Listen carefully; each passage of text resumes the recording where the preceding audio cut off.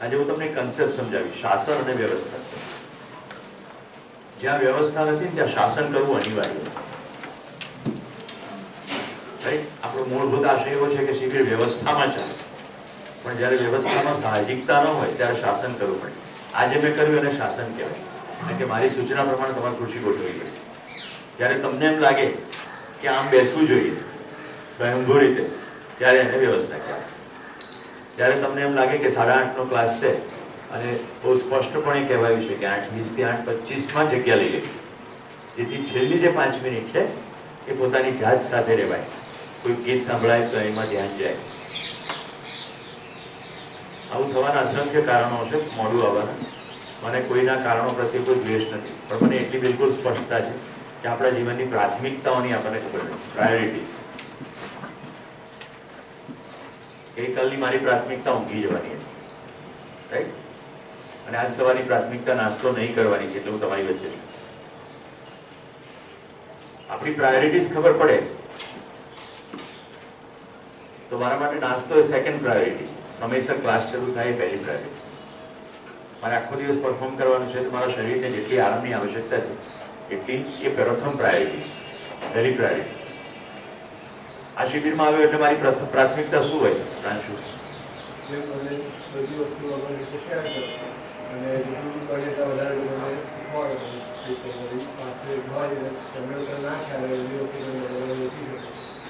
પાંચેય દિવસ પ્રાથમિકતા શિબિર જ ને, કે પ્રાથમિકતા બીજું કશું?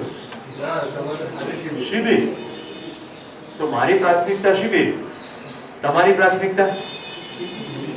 બોલવાનું તો બહુ સારું લાગે, લાગતું તો નથી એવું. ફરી એકવાર ધ્યાન ખેંચું છું તમારું.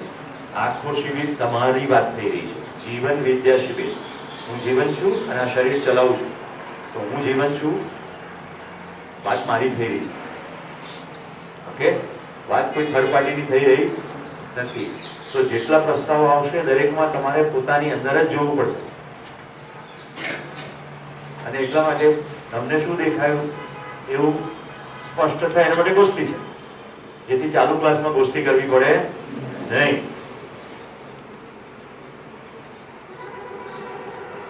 હવે જે ભાઈઓ વિલંબિત આવે છે, બહેનો આવે છે, એમને મેં ખાલી એટલું જ કહેવાનું છે, તમારી પ્રાથમિકતા નક્કી કરનાર, પ્રાયોરિટી. જો શિબિર તમારી પ્રાથમિકતા હશે તો સત્ર સમયસર ચાલુ થશે જ. શિબિર તમારી પ્રાથમિકતા હશે, બરાબર?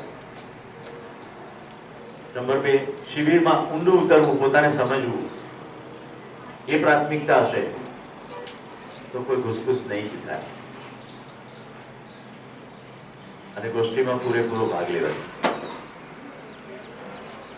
હવે આપણે સૌથી પહેલા ક્વિકલી તમારું ધ્યાન ક્યાં ગયું છે એનાથી શરૂ કરીએ. ધવલ, કહો, ગઈકાલે ક્યાં ધ્યાન ગયું છે?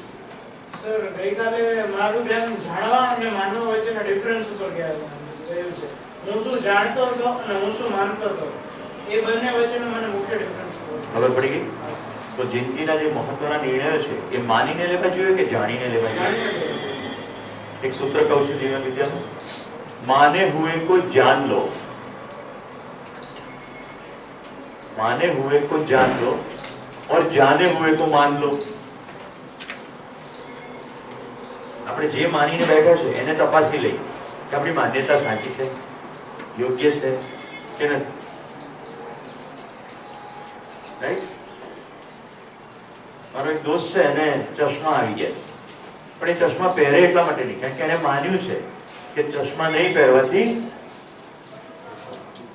સારું રહેશે, કોઈ પણ રીતે સારું રહેશે, જોવામાં સારું રહેશે કે દેખાવામાં સારું રહેશે, કશું પણ માની લીધેલું.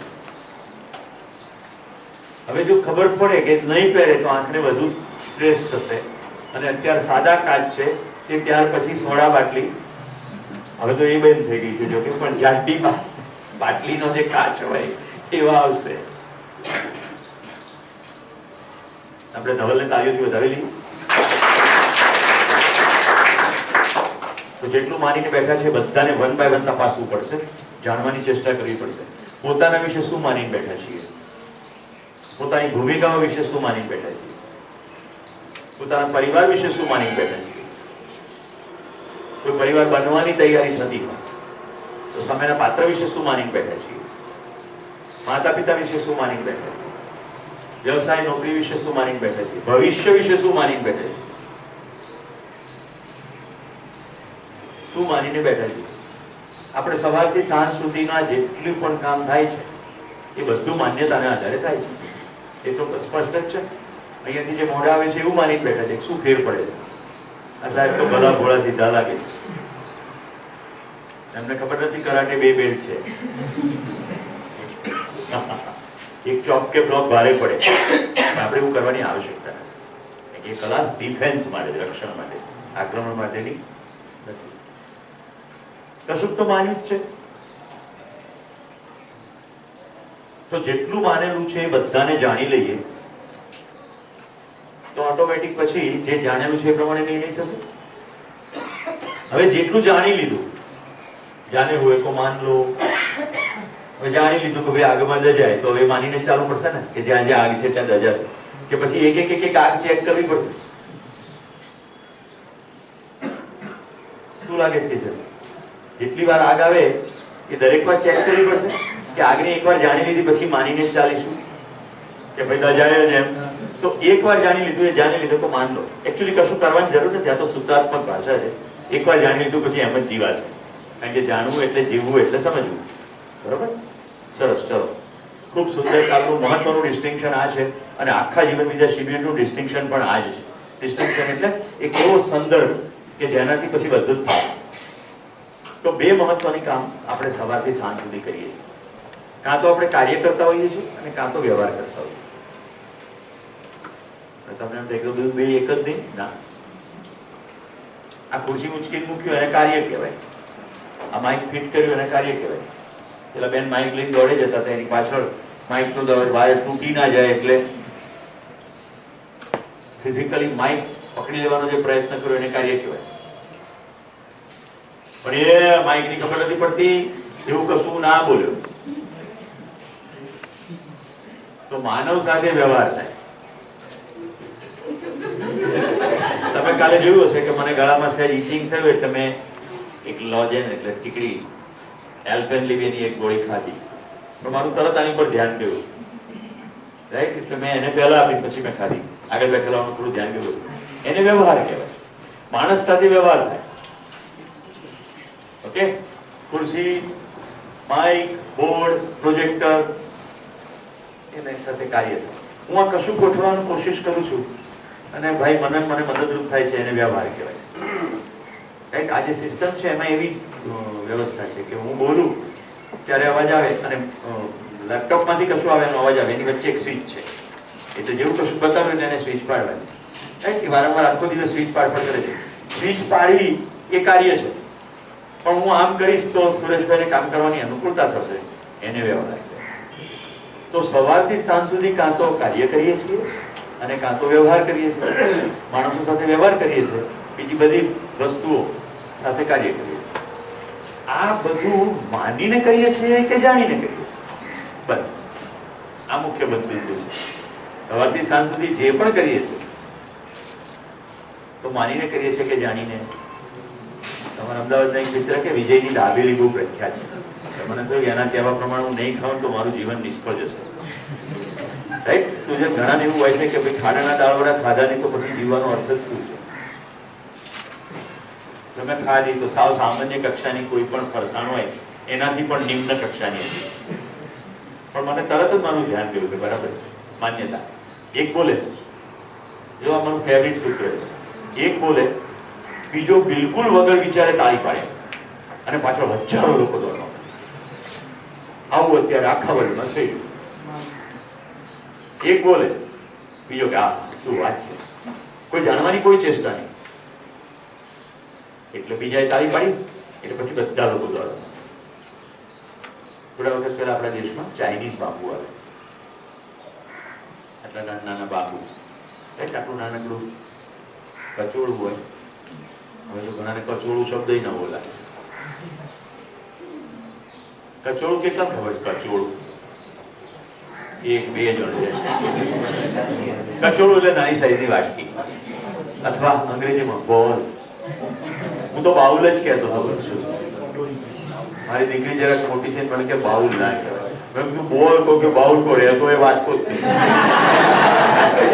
એમાં કંઈ ફેર પડે નહીં. તો નાનો બોલ એની અંદર થોડું પાણી નાખે અને આટલા આટલા બાંબુ, પછી થોડા મોટા થાય તો થોડાક વધારે. પછી આવ્યો કાચબો મોઢામાં પૈસા વાળો, પછી આવે લાફિંગ કૂદતા, પછી આવી પવન ઘંટડીઓ. અને આ બધાની સાથે કોઈકે એવું ડિક્લેર કર્યું કે આવું કરવાથી સદભાગ્ય થાય. કે કેટલો મોટો વેપાર છે. આ બધું ચીનના રસ્તે આપણા દેશમાં માન્યતા સમજાય છે. કાચબાનો મોઢામાં પૈસા હોય એવી મૂર્તિ રાખવાથી પૈસા બિલકુલ આવે, પણ કોને આવે? જે કાચબો વેચતા હોય.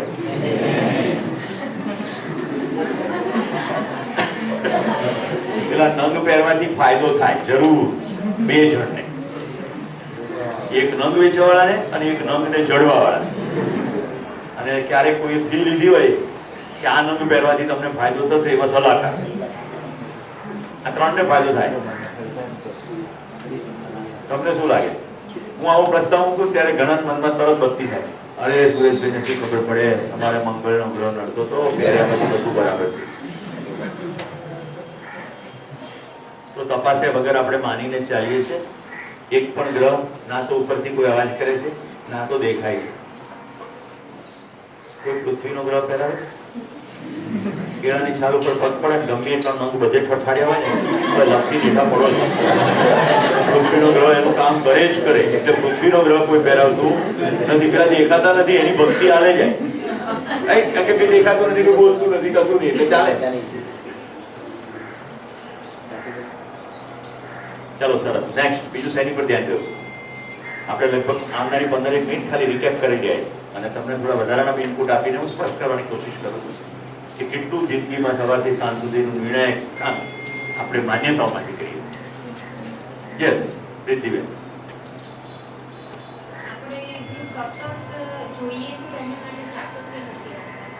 શું જોઈએ છે?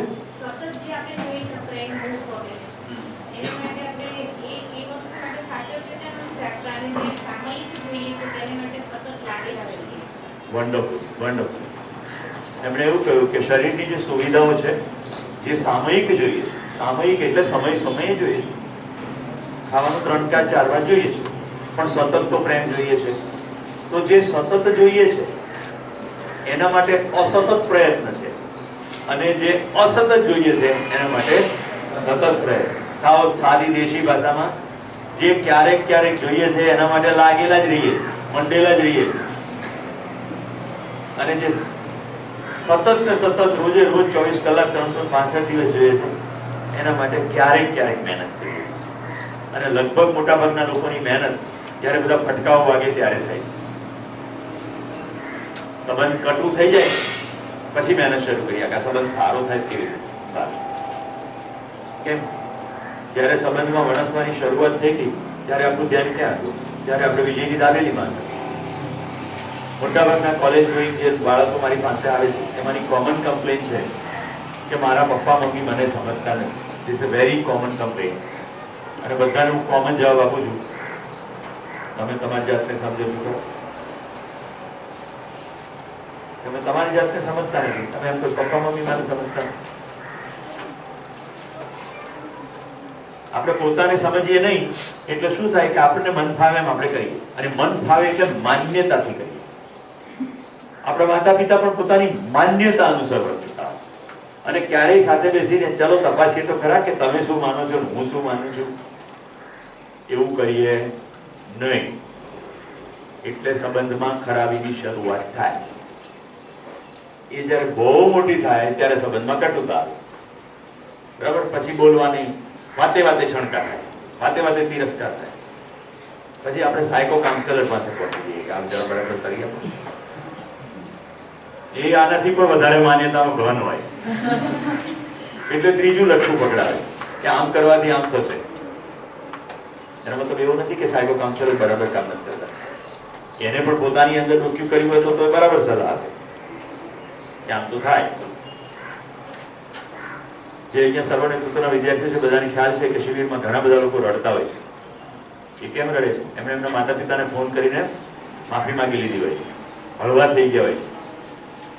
અમારા કડી યુનિવર્સિટીના ચેરમેન કહેતા હતા મારી સાથે બેઠા બેઠા, પછી એમણે એકવાર ક્લાસમાં પણ કહ્યું કે બીજું જે થતું હોય તે પણ સુરેશભાઈ મારી ઉપર માતા પિતાના ફોન આવે છે કે મારો દીકરો મારી દીકરી મને પાછી મળી ગઈ, કે એવું તે તમે શું કરો છો? હું તો કશું કરતો નથી, હું તો અરીસો બતાડું છું, તમે તમારી જાતને સમજો. તો બેને જે કહ્યું, રીતિબેને શું કીધું? સતત અસતત. જે સતત જોઈએ છે એના માટે ક્યારેક ક્યારેક પ્રયત્ન કરીએ, અને જે ક્યારેક ક્યારેક જોઈએ છે એના માટે સતત માટે રહીએ. ધ્યાન જાય છે? સરસ. ચાલો બીજું ડિસ્ટિંક્શન. બીજું શું ધ્યાન ગયું? પ્રાંશુ? સમાધાન થવું સૌથી અગત્યનું છે. મંદિર જોડે હોય જે ચાર સમાધાન હતા પરિવાર જોડે સમાધાન ના થાય ત્યાં સુધી બીજી કોઈ વસ્તુ એક્સેપ્ટન્સ કે આમ શાંતિ નહીં મળે. Wonderful, wonderful. એને જે સરળ કરી નાખ્યું છે એને હું જરા સિસ્ટમેટિકલી બતાવી દઉં. હું કોઈ પણ સમસ્યાથી ક્યારેય પીડિત છું જ નહીં. હું હંમેશા સમાધાનના અભાવથી પીડિત છું. પ્રત્યેક સમયે કંઈક ને કંઈક સ્થિતિ આવે છે એને હું સમસ્યા કહું. એકચ્યુઅલી સમસ્યા છે જ નહીં, અસ્તિત્વમાં ક્યાંય સમસ્યા જ નથી. કેવું વિચિત્ર લાગે? આખા અસ્તિત્વમાં ક્યાંય સમસ્યા નથી, ખાલી સ્થિતિઓ છે. દાખલા તરીકે સૂર્યોદય થયો, હવે જેને સૂર્યના પ્રકાશની અંદર તકલીફ પડતી હોય, જેમ કે આલ્બિનો, આપણી વચ્ચે એવા લોકો હોય છે જે આખા ધોળા હોય, અત્યંત ધોળા હોય, એમની આંખની કીકીઓ બધું ધોળું હોય, એ લોકો આમ થઈ જાય પ્રકાશને કારણે.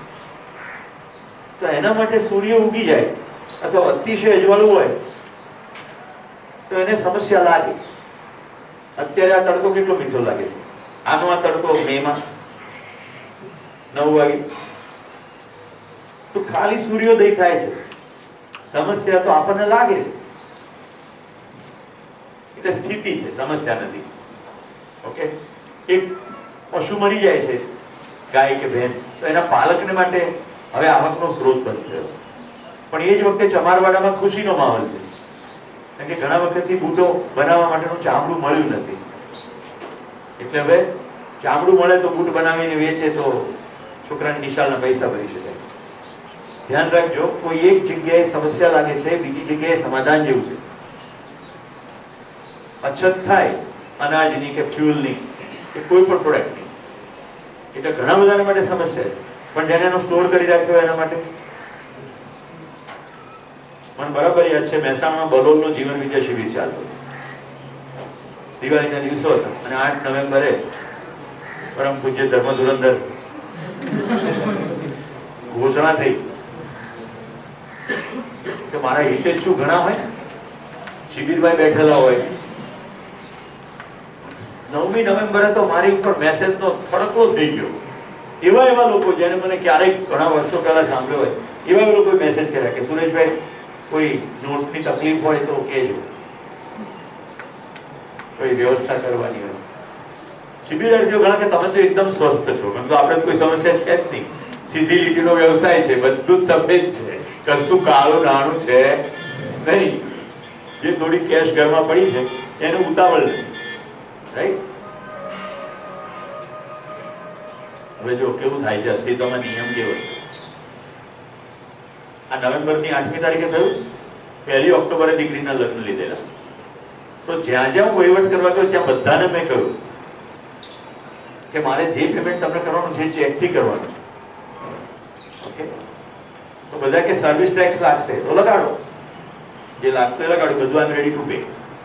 છૂટમૂટ નાનકડી વસ્તુઓના કેશ પેમેન્ટ સિવાય બધું ચેકથી પેમેન્ટ થયું. તમારા એક મિત્ર છે, એ મિત્ર કે તમને ખબર નથી મેં દીકરી 2 પરણાવી છે, એટલે હાથ ઉપર લાખ રૂપિયા હોવા જોઈએ, ગમે ત્યારે કંઈ પણ જરૂર પડી જાય. તો લગભગ બધું પેમેન્ટ ચેકથી થયું, 20-25 હજાર રૂપિયા જેવું કેશથી પેમેન્ટ. બાકી જે કેશ પડી હતી એટલાનો વહીવટ હતો. તો મેં મારી જ બેંકમાંથી ઉપાડી હતી, તો મારી જ બેંકમાં નાખવા શું વાંધો? હું પ્રિફર્ડ કસ્ટમર છું, તો બેંક મેનેજરનો ફોન આવ્યો, કેશ હોય તો સાહેબ જમા કરાવી દો. પરંતુ બિલકુલ નિરાતે બધી લાઈનો પતી જાય ત્યાર પછી કોઈ ભીડમાં મારે સમય બગાડવાની તૈયારી છે નહીં. મારા ખાતામાંથી મેં ઉપાડ્યા છે તો હું મારા ખાતામાં નાખીશ. બધું ચેપ્ટર પૂરું થયું પછી નિરાતે પૈસા લઈ ગયા. આવું કેમ થયું? મારા માટે સમસ્યા હતી ખરી? જો આ કોઈ અંગત કેસનો આશય એ નથી કે કેશનો વહીવટ કેવી રીતે કરવો, આશય શું છે? એકને માટે સમસ્યા છે, બીજા માટે સમસ્યા નથી. એકચ્યુઅલી સમસ્યા છે જ નહીં, સ્થિતિ છે. એક સ્થિતિ છે જે કોઈને સમસ્યા લાગે. ક્લિયર? હવે પ્રાંશુ એવું કહ્યું કે ત્યાં સુધી સમાધાન નથી. તો આખું સમાધાન કેટલું છે? મને સમસ્યા ના હોય એટલે સમાધાન નથી, મારા પરિવારમાં પણ સમાધાન હોવું જોઈએ. મતલબ કે પરિવારની અંદર બધા પરસ્પર પ્રીતિથી રહેતા હોય, સંબંધપૂર્વક જીવતા હોય, વિશ્વાસપૂર્વક જીવતા હોય. સુરેશભાઈ પ્રજાપતિને એમ થવું જોઈએ કે મારી દીકરી હજી 10 વાગ્યા ઘરે નથી આવી તો ચોક્કસપણે કોઈ અગત્યના કામમાં રોકાઈ હશે. અને સૃજનને એમ થતું હોય કે સુરેશભાઈને કંઈ ફરક પડશે, કારણ કે એને મારી પર પૂર્ણ વિશ્વાસ છે, એ ચિંતિત નહીં જ હોય. રાઈટ સૃજન? મેં એના પિતા સાથે એની વાત કરી તો એ વિશ્વાસ કહેવાય, તો કોઈ જ વાંધો નથી. જો એને એમ થાય કે મારા પપ્પાને શું લાગશે તો એ તરત પેનિક થઈ જશે, ગમે તેમ કરીને એને ફોનથી સંપર્ક કરવો પડશે. બરાબર? અમલાબેન સર્જરી કરવાના છે, જસ્ટ ટેમ્પરરી કેસ ઇમેજિન કરો. અમારા 6ઠ્ઠો ધોરણમાંથી ત્યારથી મને ઓળખું. ઓકે, મારું ઓપરેશન એને કરવાનું. તો આટલા વર્ષોના અમોલા સાથેના સંબંધને કારણે મને જરા પણ ટેન્શન થશે ખરું? તમે કહો પણ એક કેવી ડોક્ટર છે તમને ખબર છે?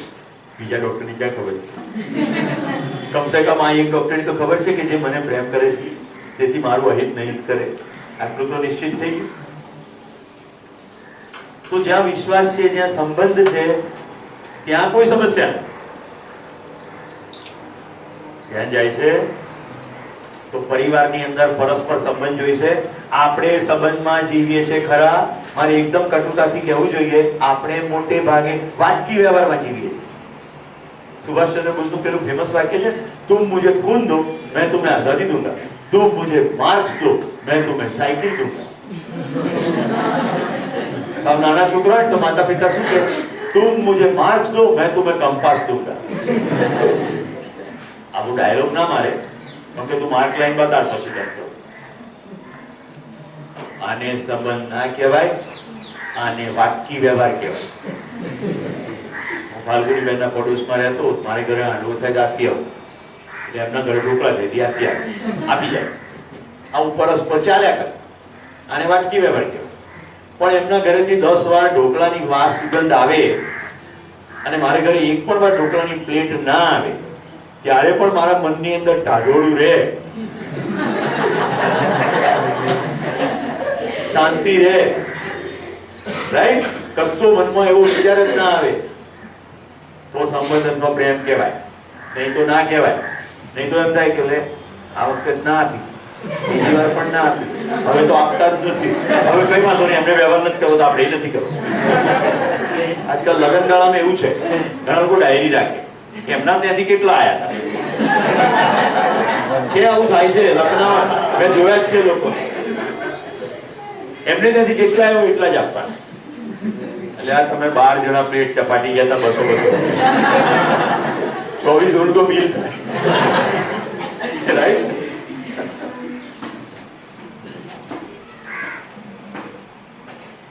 તમને શું લાગે? જ્યારે એની જે ક્ષમતા હતી ત્યારે એની ભેટ આપી. હવે તમારી અત્યારે જે ક્ષમતા છે એ પ્રમાણે તમારે ભેટ આપવી જોઈએ. આપવી જ હોય તો હું એવું નથી કહેતો આપજો, પણ આપવાનું જ મન હોય તો ક્ષમતા પ્રમાણે હોય ને. એક માણસના ખિસ્સામાં 200 રૂપિયા છે, એ 200 રૂપિયાનું દાન કરી દે એના બીજાના પ્રસંગમાં. અને પછી જેને ત્યાં પ્રસંગ આવ્યો છે એ વખતે એ બિલિયનર હોય, એ વખતે એમ ડાયરી કાઢીને કે 200 આવ્યા તો 200 આપીએ. તો પરિવારમાં સમૃદ્ધિનો ભાવ. હવે મુદ્દો સમૃદ્ધિનો શું કામ છે? કારણ કે મોટા ભાગની સમસ્યાઓ પૈસામાંથી સોર્સ થઈ છે. આપણે એ બાબતમાં સ્પષ્ટતા હોવી જોઈએ કે પૈસામાંથી કેમ સોર્સ થઈ છે. કારણ કે સુવિધામાં સુખ છે, સુવિધા માટે પૈસા જોઈએ, એટલે ખૂબ પૈસા કમાવા, ખૂબ સુવિધાઓ એકઠી કરી, એટલે ખીટપીટ બધી પૈસાને કારણે. તો પરિવારમાં સમૃદ્ધિનો ભાવ જ્યાં સુધી ના આવે ત્યાં સુધી એકલાનું સમાધાન ચાલશે. તો પરિવારમાં સમાધાન એટલે પરિવારમાં સમૃદ્ધિનો ભાવ, એટલે આવશ્યકતાથી અધિક હોવાનો ભાવ. ક્લિયર? પછી ત્રીજું સમાધાન. સમાજમાં આવા પરિવારો જ્યાં સુધી ના હોય ત્યાં સુધી સુરક્ષા પ્રવર્તે પ્રત્યેક પરિવાર આવો ના હોય. ઉમાશંકર જોશીની એક સુંદર પંક્તિ છે, ભૂખ્યા જનોનો જઠરાગ્નિ જાગશે, ભૂખ્યા જનોનો જઠરાગ્નિ જાગશે તો મહેલોની ભસ્મ કણી પણ નહીં લાગે. આખો નાખો મહેલ ભસ્મ થઈ જાય પછી એનું એક રાખું કતરું પણ નહીં મળે જો ભૂખ્યા માણસો જાગશે. આખી જેને આપણે વ્યવસ્થા કહીએ છીએ વ્યવસ્થા છે જ નહીં, શોષણની પરંપરા છે. હજી એ લોકો ઘણા ભલા છે. પીડિતો આદિવાસીઓ, કાલે જે તમે નૃત્ય જોયું, જેના બાવડામાં બળ છે એ જો હાથમાં કોષ ને બાવડા ઉપાડી લેશે તો બાકીના લોકોનું જીવવું મુશ્કેલ થઈ જશે. તો આપણે જેમ કહ્યું, સંબંધ વણસી જાય પછી જાગવાનું કે સંબંધ ના વણસે ત્યારથી જાગવાનું? ખ્યાલ આવે છે? સંબંધ વણસી જાય પછી જાગવાનું કે વણસે તે પહેલા જાગવાનું? આતંકવાદ, નક્સલવાદ, ત્રાસવાદ, ઉગ્રવાદ, આ બધા શબ્દો છાપામાં તમે વાંચો છો? એમાં બીજાને ભય પમાડવો એનું નામ આતંકવાદ, પોતાની માંગણી ઉગ્રતાપૂર્વક રજૂ કરવી એનું નામ ઉગ્રવાદ, કોઈ ખાસ ક્ષેત્રની અંદર કોઈ ખાસ માંગણીઓ સાથે કોઈ એક ખાસ જૂથ સંકળાઈને કામ કરે, નક્સલાઇટ્સ એટલે નક્સલવાદ. બરાબર? સામેવાળાને ભય પમાડો કે ત્રાસ પમાડો એ ત્રાસવાદી કે આતંકવાદ. મૂળ તો બધે વાત તો ભૂખની છે. એવી સમજણ પડે કે મારી જરૂરિયાત મારા શરીરની જરૂરિયાત અલગ છે, રાઈટ? તો આ પ્રશ્નનો હલ થાય. ઓકે, તો 3 લેવલ જોયા સમાધાનના 5. સ્વયંમાં સમાધાન, પરિવારમાં સમૃદ્ધિનો ભાવ, સમાજમાં સુરક્ષા. અને ચોથું કયું અમલા? પ્રકૃતિમાં સંતુલન. હવે પ્રકૃતિમાં સંતુલન કેવી રીતે આવે? તો આવી રીતે જીવતા પરિવારો અને આત્મ સુરક્ષિત સમાજ ભેગો મળીને કેટલો જાદુ કરી શકે. એવી ખબર પડી જાય કે વૃક્ષો કપાય નહીં એટલે કાપવાના બંધ થાય, પછી એવી ખબર પડી જાય કે વાવવા જોઈએ. તો આટલા બધા સમૃદ્ધ પરિવારો હોય તો બધા કામ કરે તો પ્રકૃતિમાં સંતુલન સ્થપાય કે નહીં? હવે કનેક્શન દેખાય છે? આપણે કરવાના કામનું ટોટલ કામ સાથે કનેક્શન દેખાય છે? આપણને થાય બધું બરાબર જ છે, એવું બધું બરાબર નથી. એક બીજી વાત જે મેં ગઈકાલ નથી કરી, આપણામાંના પ્રત્યેક સાથે જોડાયેલા છીએ. આમ ફિઝિકલી નથી હાથથી અડેલા, પણ બધા જોડાયેલા છીએ. આપણે કંઈ પણ કરીએ એની આખા કોસ્મિક સિસ્ટમ ઉપર અસર પડે. કંઈ પણ કરીએ. હું કોલેજમાં ભણતો ત્યારે મેં એકવાર રવિન્દ્રનાથ ટાગોરની એક પંક્તિ વાંચેલી કે હું આમ હાથ ઉપર કરું છું અને તારાઓમાં કંપન થાય. તો મને થયું કે ટાગોરજીનું આ સમયે તો ખસી જ ગયું. કોલેજમાં તો આપણે કોઈ પણ વિશે ગમે તે વિચાર કરવા માટે સક્ષમ હોઈએ છીએ, રાઈટ? આપણે બધા દુનિયાના નિર્ણયો લેતા હોઈએ. લગભગ કોલેજના બધા જ લોકો આખી દુનિયાના નિર્ણયો લેતા હોય પોતાના મનની અંદર કે ડોનાલ્ડ ટ્રમ્પે આમ કરવું જોઈએ અને મોદીએ આમ કરવું જોઈએ, રાઈટ? એ લોકો એકદમ એક્સપર્ટ હોય છે. ક્રિકેટ કંટ્રોલ બોર્ડના ચેરમેન હોય ને એવી રીતે નિર્ણય લે કે આ તો ફોર્મમાં નથી, આને તો રમવા જ ના દેવો જોઈએ, આની પીચ ખરાબ છે. અને સૌથી મોટો નિર્ણય લઈ લે છે મારા બાપાને ખબર પડતી. વર્ષો પહેલા કોલેજમાં ડાયલોગ સારો, મારા બાપો આઈટમ છે. એને ખબર નહીં કે આ બાજુમાંથી જે પસાર થાય છે એ જાતના કાર્યક્રમનો ફેકલ્ટી છે. અમદાવાદની HKKHL કોમર્સ કોલેજમાં મારો વ્યક્તિત્વ વિકાસનો કાર્યક્રમ, આ બધું ટોળું ભેગું થઈ ગયું. હું એમાંથી પસાર થતો હતો. એ દરમિયાન મેં સાંભળ્યું એટલે હું જરા ધીમો થઈ ગયો. બાપુ આઈટમ છે કે આપણે બાઇક ઉપર ફરવાના ફેરવવાના દિવસો છે. હવે એ આખો દાડો બાઇક તો ઓફિસમાં પાર્ક કરીને પડી રાખે અને અહીંયા મને સાયકલ લઈને મોકલે. હવે સમજાય છે ને? ફરવાના ફેરવવાના દિવસો.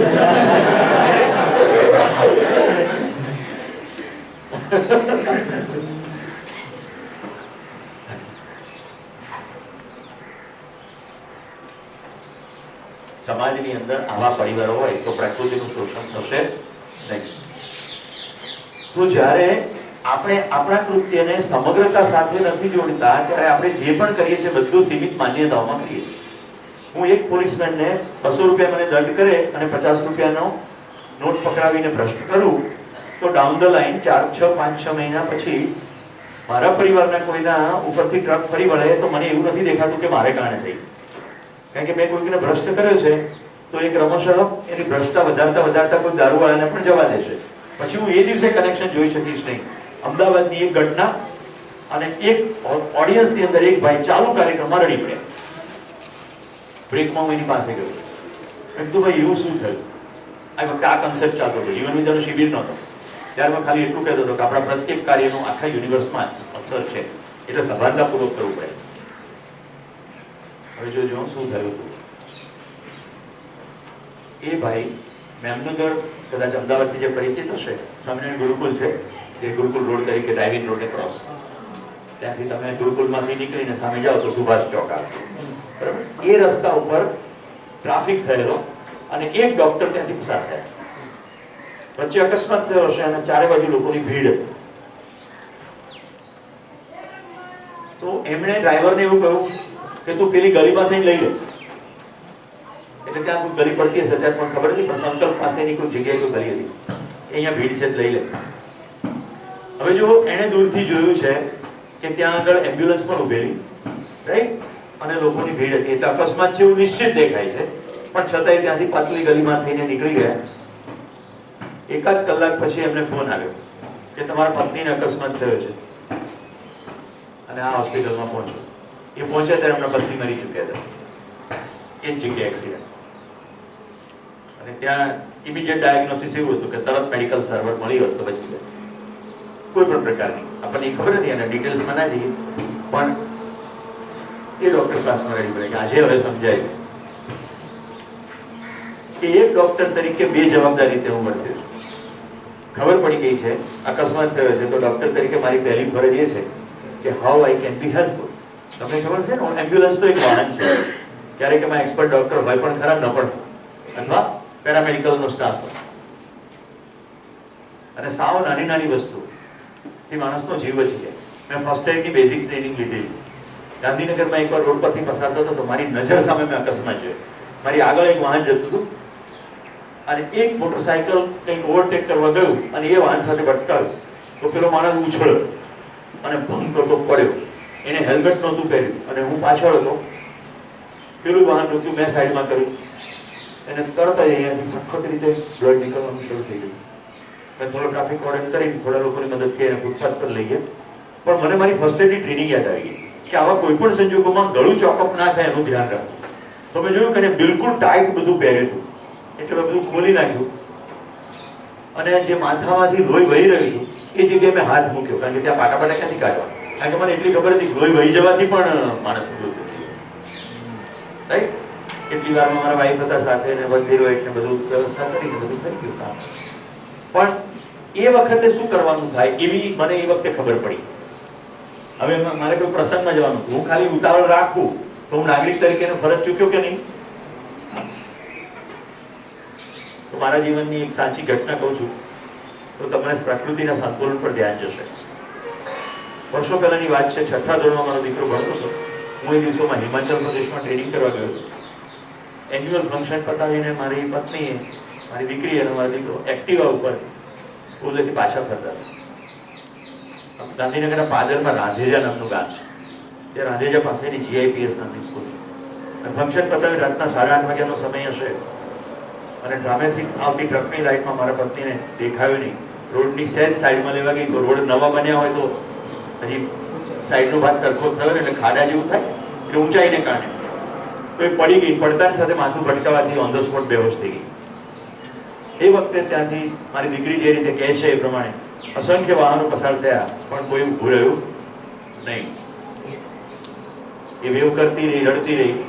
એ વખતે કોઈક નવસારીથી ઉત્તર ગુજરાતમાં લગ્ન પ્રસંગે આવનાર કુટુંબ ત્યાંથી પસાર થતું હતું. એમણે વાહન ઊભું રાખ્યું, સ્થિતિ જોઈ, બાજુમાં જ કોઈક હોટલ છે એમાં પરિવારને બેસાડી દીધું અને મારા પત્નીને અને બાળકોને લઈને સિવિલ હોસ્પિટલમાં ગયા અને રાતના 10 વાગ્યા સુધી આ બધી પ્રોસેસ ચાલી અને પછી એ ગયા. ત્યાં સુધીમાં એમનો લગ્નનો કાર્યક્રમ પણ પૂરો થઈ ગયો. ક્યાંથી આવતા હતા? નવસારી. મારી પત્ની બચી ગયા. હું તો પાછો આવી ત્યારે મને ખબર પડી કે આવું થયું. મેં પહેલો પ્રશ્ન પૂછ્યો, મને કીધું કેમ? તો પહેલો મારા પત્નીનો જવાબ એ હતો કે તમારા આવવાથી મને કશો ફરક પડે નહીં, ડોક્ટરથી જ ફરક પડે. તમે જે કામ કરો છો એટલું સારું કામ છે, એ કામ થવું જોઈએ. એટલે મેં કહ્યું નહીં. મેં ડોક્ટરને હોશમાં આવી ત્યારે પૂછ્યું મારે જાન ઉપર કોઈ ખતરો છે? તો કે ખતરો નથી. તો કે કોઈને કહેવાની જરૂર નથી. બાળકોને કહી દીધું કે પપ્પાને કહેવાની જરૂર નથી. આ એક નાનકડી કામ વિશેની સમજ. પેલા નવસારી વાળા ભાઈની સમજ કે લગ્નના પ્રસંગ કરતા કોઈનો જીવ બચાવવો જરૂરી છે. મિત્રો ત્યાર પછી મારે જ કાર્યક્રમ થયો નવસારીમાં હું ગયો અને ડિક્શનરી પેલી ડાયરેક્ટરને લઈને બેસી ગયો, કારણ કે એક જ લીટીની માહિતી હતી કે ડાયલાલ એમનું નામ છે. નંબર પણ આપ્યો તો એમણે, પણ એ નંબર એમણે ખોટો આપ્યો છે હેતુપૂર્વક. મેં બધા ડાયલાલને ફોન કર્યો, I just want to thank you and meet you, કે તમને મળવા માંગુ છું. બધા ડાયલાલે એમ જ કીધું કે ના, એ ડાયલાલ હું નથી. આઈ કુડન્ટ ટ્રેસ ધેટ પર્સન. ત્યારે જ મારા જીવનમાં જીવન વિદ્યા નહોતી આવી. મને એમ થયું કે સાક્ષાત ભગવાન આવે. આટલા વર્ષોથી ભલાઈનું કામ કર્યું છે તો નક્કી ભગવાન જ આવ્યા છે, બાકી તો કોઈ રીતે આવું થાય નહીં. ગાંધીનગર જેવા કેપિટલ સિટીના આઉટસ્કર્ટમાં કોઈ માણસો ઊભું ના રહે, આટલા વાહનો એ રોડ ઉપરથી પસાર થતા હોય, કોઈ નવસારીનું આવીને બચાવી જાય. પોઈન્ટ સમજાય છે? તો આવું પ્રત્યેક નાગરિકો ક્યારે કરે? જ્યારે બધા સમૃદ્ધ હોય ત્યારે. આવું સમૃદ્ધ બધા ક્યારે હોય? હવે રિદ્ધિબેનની દીકરીના લગ્નમાં મારે જવાનું છે, હું નવસારીનો ડાયલાલ છું એમ માની લો, તો રિદ્ધિબેનને હું એમ કહી શકું કે કોઈકનો જીવ બચાવવા માટે હું તમારો પ્રસંગમાં હાજરી આપી શક્યો નહોતો, તો એ બેન મારી વાત સંપૂર્ણ વિશ્વાસ સાથે સ્વીકારી લે. જોયું? કનેક્શન સમજાવું છું. સંબંધ હોય, વિશ્વાસ હોય તો અને તો જ આમ થાય, નહીં તો થાય નહીં. એટલે બધાના રૂટ છેક પોતાના સુધી આવીને ઉભા રહે. હું સ્વયંમાં વિશ્વસ્ત હોઉં, મારો બીજા ઉપર વિશ્વાસ હોય, મારો બધાની સાથે સંબંધપૂર્વક જીવવાનો ખ્યાલ હોય, તો બધા ભેગા મળીને પ્રકૃતિનું શોષણ કરે નહીં તો એકને નથી એટલે એ શોષણ કરશે. આદિવાસીઓમાં કોઈ દિવસ જંગલને નુકસાન પહોંચાડવાની પ્રવૃત્તિ હતી નહીં. એક ફોરેસ્ટ અધિકારી લુચ્ચો બેસે એટલે એને એમ કે તારે આટલું નથી તારી પાસે, હું તને આપું, આટલા ઝાડ કાપી લે. રાતોરાત ટ્રકો ભરાય અને જંગલો કપાય. બાકી સદીઓથી આદિવાસીઓ જંગલોની વચ્ચે જીવતા આવ્યા. એક જન્માષ્ટમીનો વખતે મેં નક્કી કર્યું કે સાસણની અંદર જે આહિર ભરવાડો રહે છે, માલધારીઓ, એ લોકો કેવી રીતે જીવતા હશે? આજુબાજુ આ સિંહ, દીપડા, ઝરખ, વરુ, આવું બધું જંગલ છે. અને ગુજરાત સરકાર એક ધારી મંડાણી છે કે બધા બહાર કાઢે. રાઈટ? બધા લોકો સામાજિક રીતે અભ્યાસ કરતા હોય. હું પણ મારી રીતે ગયો 4 દિવસ રહ્યો. કાણિક નેસમાં કાળુભાઈનો મહેમાન થયો. 4 દિવસ પછી મેં ગુજરાત સરકારને પત્ર લખ્યો, મહેરબાની કરીને સિંહ બચાવવા હોય તો એક પણ આહિરને બહાર કાઢશો નહીં. જો એ ગયો તો સિંહ ગયા, કારણ કે એને સિંહની સાથે કોઈ દુશ્મનાવટ છે નહીં. સદીઓથી આ પરિવારો સિંહોની વચ્ચે જીવતા આવ્યા છે અને એમને કોઈ ભય નથી, વિશ્વાસ છે. તમને સિંહ પર વિશ્વાસ છે તો મારો પ્રસંગ કહું. કાળુભાઈના પત્નીએ સવારમાં રોટલા કરી દીધા, થોડું માખણ લીધું, એક પોટલું બાંધ્યું અને હું અને કાળુભાઈ ભેંસો ચારવા નીકળ્યા. આપણને કઈ ચારતા બારતા આવડે નહીં, એ ડચકારા બોલાવે તો આપણે સાંભળવાના, જંગલ જોવાનું અને અંદર ધક ધક ધક ધક થાય. અમદાવાદથી માન્યતાઓ લઈને ગયા હોય કે ભાઈ જંગલ છે, ગમે ત્યારે બધું ઊંઘા કરે. ખોટી માહિતીઓ ઘૂસી ગઈ ને આપણી અંદર, આપણી માન્યતાઓમાં જ ચાલીએ. જંગલમાં ત્યાર પછી મને કદી રાણી કુસુમનો ડર નથી લાગ્યો. રાઈટ? એની પહેલા હું તમને સાપને બધા વિશે કહી ચૂક્યો છું. તો પણ મને થયું કે સામાન્ય જીવો જંતુઓ તો આપણને ના કરડે, આપણે સારા ભાવથી જતા, પણ પેલા તો ખોરાક આપણે છીએ તો શું કામ આપણને છોડે? આવી મનમાં ગેરમાન્યતા ઘૂસી ગઈ. બપોરનો સમય થયો એટલે અમે એક નિશ્ચિત ઝાડ પાસે આવીને ઉભા રહ્યા. એમણે કીધું કે હું શાક બનાવી નાખું. એક ઝાડના થડ પાસે એમણે 3 પથરા ગોઠવેલા જતા. એ પથરા ઉપર પેલી જોડી ખોલી, એમાંથી એક તપેલી રીંગણ ને બટેટું બે હતું, સાથે ફટફટ ફટફટ સમારી નાખી, બધી પડીકીઓ હતી, એમાં બધો મસાલો નાખ્યો અને પછી અમે વાતો કરતા બેઠા. થોડીક વારમાં શાક તૈયાર થઈ ગયું. માખણ ને રોટલો હતા અને શાક. મસ્તીથી જમ્યા. એક બરણી જેવું લીધું હતું એના દીકરા, એ હજી પહોંચ્યો નતો. થોડી વારમાં એ પહોંચ્યો એટલે અમે છાશ પણ થઈ ગઈ. હવે અમે ઢોર સાથે હતા અને એમનો દીકરો નાના ભાઈ એનું નામ, તો નાનો તો પાછળથી આવ્યો એકલું.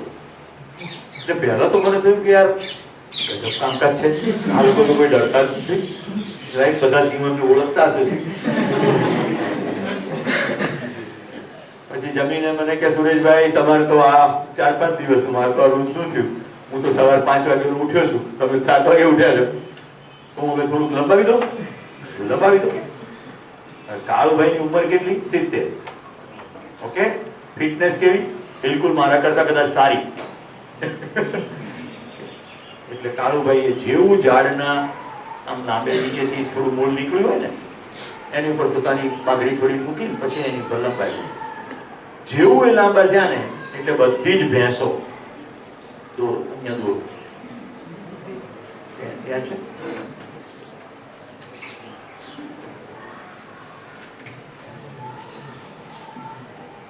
આ ઝાડનું થડ આ કાળુભાઈ લાંબા થયા.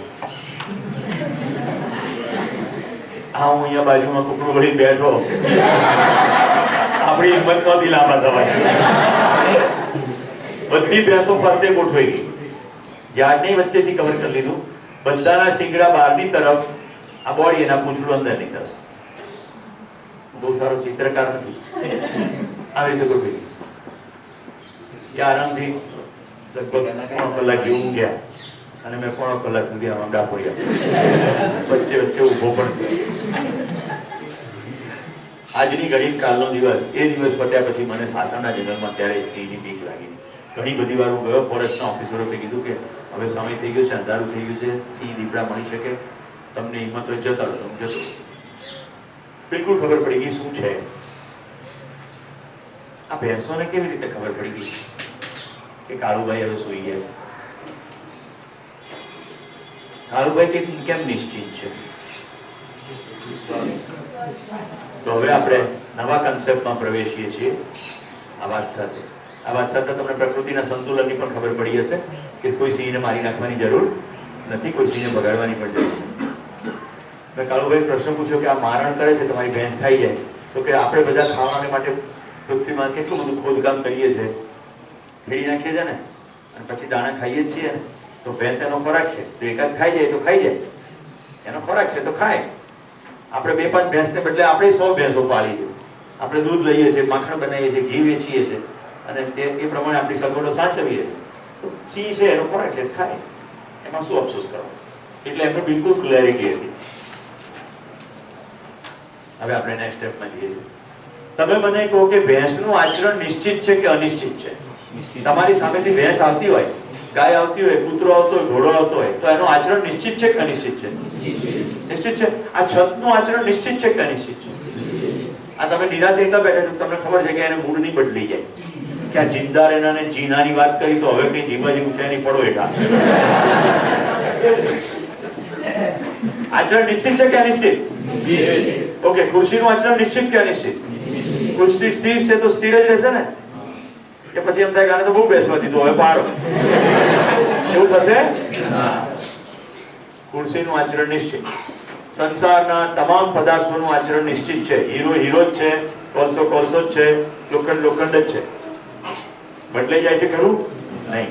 પછી વનસ્પતિ લઈએ. લીમડા ઉપર કેરી આવે ખરી? અને આંબા ઉપર લીંબોડી થાય? આચરણ નિશ્ચિત કે અનિશ્ચિત? પ્રત્યેક વનસ્પતિનું આચરણ નિશ્ચિત. તમે તાંદળજાની ભાજી વાવી હોય અને બાજુમાં વડનું ઝાડ હોય તો વડના ઝાડને જોઈને તાંદળજાની ભાજી પોતાનું આચરણ બદલી નાખતી નથી કે ચલો હવે બહુ જમીન ઉપર ફેલાયા, હવે તો ઉપર જવું છે, હવે તો એકદમ ટોટિંગ થવું છે, એવું થતું નથી. વનસ્પતિનું આચરણ નિશ્ચિત. બધા પ્રાણીઓનું આચરણ નિશ્ચિત કે અનિશ્ચિત? ઓકે, સામેથી સિંહ આવતો હોય અને ગાય આવતી હોય તો આપણને ખબર છે કે સિંહ કેવી રીતે વધશે, ગાય કેવી રીતે વધશે. આચરણ નિશ્ચિત. હવે જરાક ધીમે રહીને વિલનની એન્ટ્રી પાડીએ. માણસનું આચરણ નિશ્ચિત કે અનિશ્ચિત? ઓફિસમાં બકરી જેવો, ઘરમાં વાહ, એકદમ અનિશ્ચિત. ઊંધું પણ હોય, ઘરમાં બકરી, ઓફિસમાં લાવે. ઓફિસમાં ડોળા કાઢી બધા તીરકાવે, હાથમાં પગાર કરવાની સત્તા હોય, ઘરમાં આવે બકરી બે થઈ જાય. જેટલી લુચ્ચાઈના કેસીસ છે એનાથી તમને ખબર પડશે કે આપણે બધી જ પ્રકારની જે ખરાબ બાબતો છે એને પ્રાણીઓ સાથે જાંગળી દીધી. આપણી વાર્તાઓ કેવી છે? એક જંગલ હતું, તેમાં લુચ્ચું શિયાળ રહેતું હતું.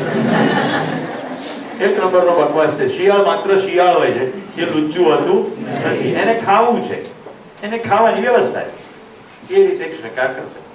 સિંહ ખાવા બેસે ને 5-6 સિંહ ભેગા મળીને એક ભેંસને પાડે. હજી એમનું ખાવાનું પૂરું થયું ના હોય ને ત્યાં જરો ખાઈ જાય.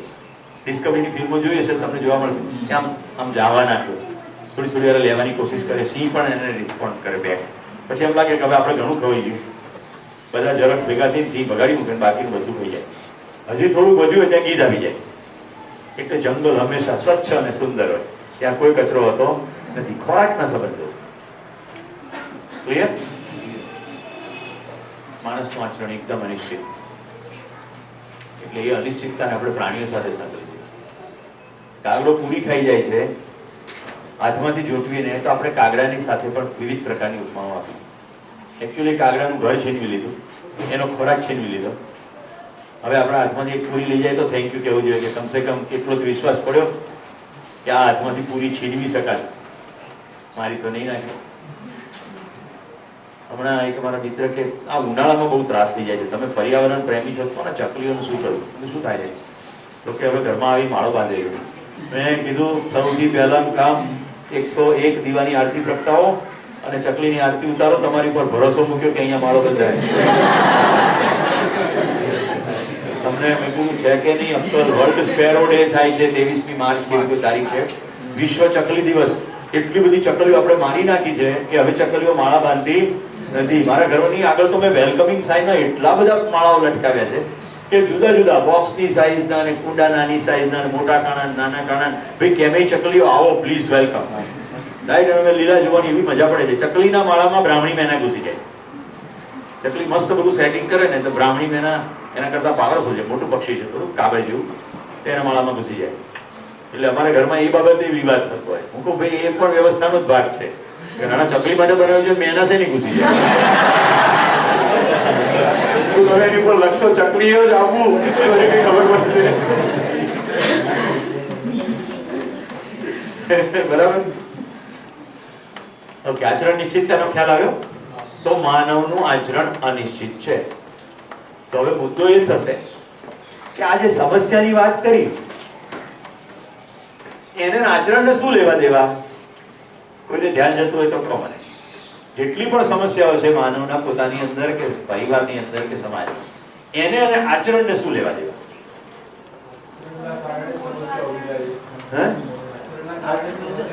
વન્ડરફુલ. પ્રાંશુ માટે તાળીઓ થઈ જાય. આપણી પ્રત્યેક સમસ્યાનું મૂળ આચરણની અનિશ્ચિતતા છે. જો આચરણ નિશ્ચિત હોય તો કોઈ સમસ્યા નથી. જો હવે હું મારી એક સમસ્યા અને આચરણની નિશ્ચિતતા જોડી દઉં. મારા ઘરે ન્યુઝીલેન્ડના મહેમાન આવ્યા હતા, તો અમે એમને અડાલજ ગૌશાળા જોવા લઈ ગયા. કારણ કે એમણે કહ્યું કે અમે પણ ત્યાં ગાયો પાડી છે. હવે જોજો, મેં ગાડી પાર્ક કરી અડાલજ ગૌશાળામાં, એ બેન તો ઉતરીને સીધા ચાલવા માંડ્યા. મારી નજર સામે ત્યાં ગૌશાળાનો ગેટ પણ હતો. હજી હું પાર્ક કરું ત્યાં તો એ બેન ગેટ ખરીને અંદર ઘૂસ્યા. મને ધડધડ દોડ્યો પાછળ. મને એમ કે આ બેનને ગાય મારશે.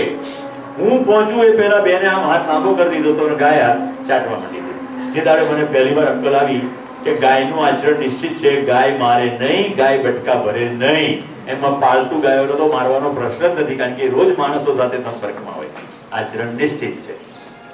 ત્યારથી મારો ગાય માટેનો સંપૂર્ણ ભય જતો રહ્યો. ત્યાર પછી મેં અસંખ્ય ગૌશાળામાં ગયો છું.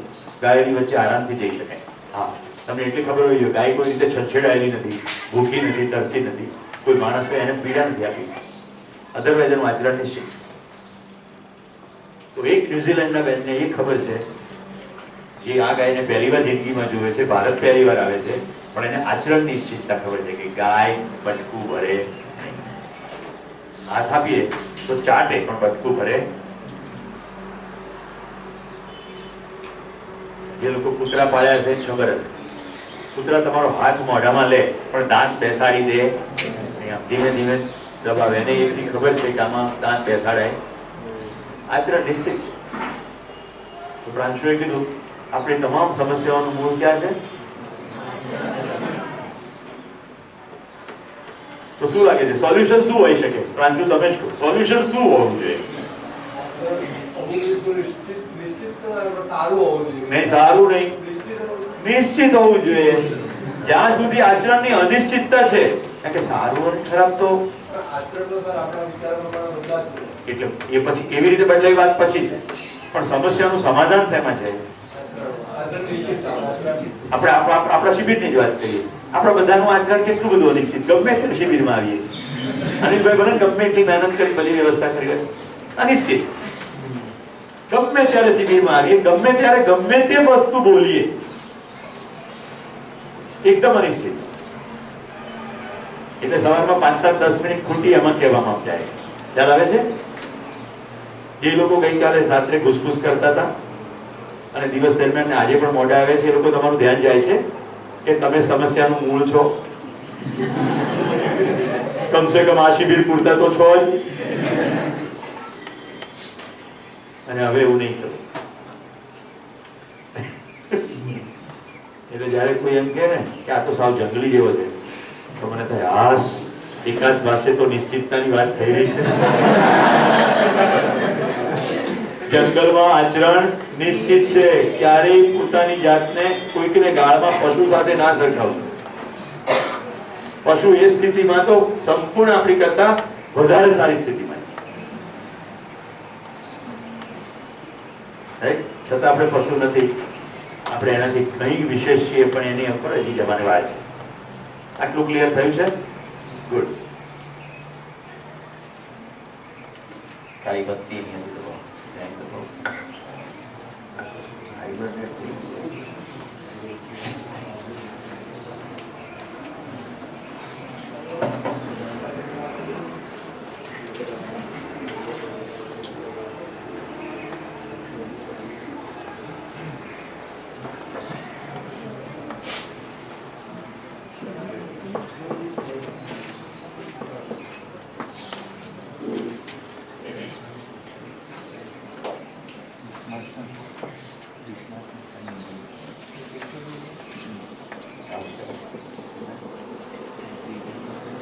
ઓકે.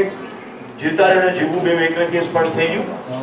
હવે જો આ ગઈકાલનું જે સ્પષ્ટ થયું હોય તો જીવતા રહેવું એમાં શરીર ચલાવવાની વાત છે, શરીર ચલાવવા માટે સુવિધાઓની વાત છે, અને સુવિધાઓ અમર્યાદ રીતે ભેગી કરવાની વાત છે. આ છે અહીંયા સોર્સ આચરણની અનિશ્ચિતતા. કારણ કે કોને કેટલી સુવિધા ક્યારે જોઈ છે એ બાબત પર કોઈ સ્પષ્ટતા છે નહીં. એટલે વિવિધ રીતે લોકો વિવિધ પ્રકારના અનિશ્ચિત આચરણો કરીને સુવિધા ભેગી કરવાની કોશિશ કરે છે. એટલે જેને જેવું જે મળ્યું તે, જેટલું મળ્યું તે, જેટલું ઉસેટી લેવાય એટલું ઉસેટી લો. અત્યંત સંપન્ન લોકોને અંધારપટના દિવસો દરમિયાન દુકાનોમાંથી અફરાતફરી કરતા જોવામાં આવ્યા છે. એ અમેરિકા હોય કે ભારત હોય, જ્યારે લૂંટફાટ માટે મચે છે ત્યારે જેના ઘરમાં ઓલરેડી મબલક છે એ અત્યંત બીજી વસ્તુ લૂંટતા જોવા મળે. અમેરિકાની અંદર સર્વે થયા છે, દુકાનોમાં જે ઉઠાંતરી કરે એમાંથી આખો એક પ્રશ્ન સામે આવ્યો. અત્યંત ધનાઢ્ય લોકો છે, એને દુકાનમાંથી ઉઠાવવાની શું જરૂર છે? ચોરી કરવાની માનસિકતા કેમ છે? તો ઘણું બધું છે, પણ હજી પૂરતું નથી. કારણ કે વધુ મોહનથાળ ખાશો તો વધુ સુખ મળશે, તમારી તરસ ભીજાઈ જશે, એ ભ્રમ ચાલી ગયો. તો આચરણની અનિશ્ચિતતા આ સુવિધા પાછળની દોડને કારણે છે. માનવું અને જાણવું બે એક નથી. તો આપણે માનીએ છીએ કે સુવિધામાં સુખ છે એટલે આચરણની અનિશ્ચિતતા છે. કેમ કે વધુ વધુ સુવિધા, ગઈકાલ સાથે કનેક્ટ કરું છું, પૈસા અને સુખ બે સમાન નથી. ગઈકાલે બ્રેકમાં જે મુદ્દો આવ્યો તો ફરી આજે યાદ કરવા છું. એર કન્ડિશન, ભાવતા ભોજન, અમુક પ્રકારના ગમતા કપડા, આ બધાથી અચ્છા લગ્ન અચ્છા હોના નહીં. અચ્છા લગ્ન અને અચ્છા હોના સેમ નહીં. તો પૈસાથી અચ્છા લગ્ન થાય, ગરમીમાંથી એસીમાં આવો તો અચ્છા લગે, ક્લિયર, એમાં કોઈ વાંધો નથી. પણ એસી માંથી જો સીએફસી ગેસ લીક થઈ જાય તો ઓઝોનમાં ગાબડું પડે. એટલે અચ્છા લગે, અચ્છા હો ऐसा જરૂરી નહીં. જેટલા લોકો કલરફુલ કપડા પહેરે છે, રાઈટ, જેમ કે મેં પણ આ રંગીન કપડા પહેર્યા છે, તો જે પણ રંગ કરીએ છીએ એનો સોર્સ રંગનો શું છે? સૌથી મહત્વનું ખાદી પહેરવાની પાછળનો એક અગત્યનો સિદ્ધાંત એ છે કે પ્રાકૃતિક રંગોમાંથી અથવા પ્રકૃતિને હાનિ ન પહોંચાડે એવા મિશ્રણો તૈયાર કરવામાંથી અને હાથ વણાટથી ખાદી બને છે. માનવીય શ્રમ છે. તો કોઈ શ્રમપૂર્વક જીવે છે, જ્યારે તમે ખાદી ખરીદો છો ત્યારે તમે એના ઘરની અંદર ચૂલો પેટાવવામાં ઉપયોગી થાવ. યંત્ર દ્વારા કપડા બને છે ત્યારે એક માણસ અસંખ્ય લોકો માટેના કપડા બનાવી નાખે. એટલે અસંખ્ય લોકોનો શ્રમ છીનવાઈ જાય છે અને સમાજમાં ડિસ્પેરિટી ઊભી થાય છે. કારણ કે ખાલી આમ કરતવીઓ પડી જાય. હવે કપડામાં કરતવી પડે એ જોવાનું કે આખી પૃથ્વી પર કરતવી પડી જાય છે એ જોવાનું. રાઈટ? તો પૈસા અને સુખ બેવ સમાન નથી. સુખ સમાધાનપૂર્વક છે, પૈસાથી સુવિધાઓ આવે છે, સુવિધા શરીર માટે છે, એનો નકાર નથી. હવે આ અગત્યની વસ્તુ છે, માણસ અને પશુ સમાન. બરોબર? ચાલો આની પર તો શું ડિફરન્સ છે? ગઈકાલે એક સ્લાઇડ બતાવી હતી મેં. માણસ અને પશુમાં ડિફરન્સ શું છે? નિર્જા. માણસ વિચારે છે મારે ત્યાં ગાય 10 વાગે આવી જાય છે રોજ છે, એટલે એનો મતલબ એ થયો કે વિચારે છે કે અહીંયા 10 વાગે રોટલી મળે છે. વિચાર તો છે. કૂતરા બધું આપીએ ખાવાનું તો દાટી દે થોડું અને પાછું ખાડું ખોલીને દાટીનું કાઢીને ખાય. મતલબ કે વિચાર તો છે. યસ કાજલ? 4 પોઈન્ટ છે માણસો અને પ્રાણીઓ વચ્ચે સમાન. આહાર, નિદ્રા, ભય, મૈથુન. આ 4 વસ્તુ પ્રાણીઓ પણ કરે છે, આપણે પણ કરીએ છીએ. હવે પ્રાણીઓની અમુક કામમાં લિમિટેશન હોય કે તે ના કરી શકે, પણ માણસોમાં એવી કોઈ લિમિટેશન નથી કે તમે આ કામ ના કરી શકો. તો આ 4 પોઈન્ટ છે, એનાથી ઉપર જઈને આપણે આપણી લિમિટેશનને ક્રોસ કરીને આપણે કામ કરી શકીએ છીએ જે પ્રાણીઓ નથી કરી શકતા. Good. Can we appreciate that? આહાર, નિદ્રા, ભય અને મૈથુન એ ચારેય શરીરની આવશ્યકતાઓ છે. ઓકે? શરીરને દિવસમાં 3-4 વાર ખાવા જોઈએ. શરીર અમુક પ્રકારે કામ કરે પછી થાકી જાય એટલે નિંદ્રા જોઈએ. શરીર સમાપ્ત ના થઈ જાય એના માટે ભયની લાગણી. કોઈ ટ્રક જતી હોય તો એની આરપાર જવાની કોશિશ કરે, બિલકુલ ઉભા રહે છે કે ટ્રક પસાર થાય પછી જવું. ભય ભય. સેજ તાવ આવે એટલે તરત દવાખાનું. માથું દુખે છે. શરીરમાં સેજ પણ ટકા થાય એટલે તરત જ ભય ચાલુ થઈ જાય. આયુર્વેદમાં એક શબ્દ છે યૌવન પીટિકા. ખબર છે?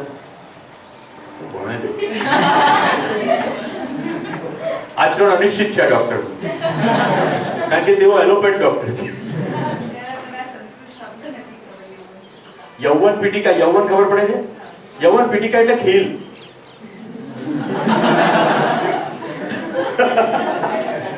ખીલ આવે છે એટલે ભય પ્રવર્તે છે. શું ભય? હવે આપણો મેળ પડશે કે નહીં પડે.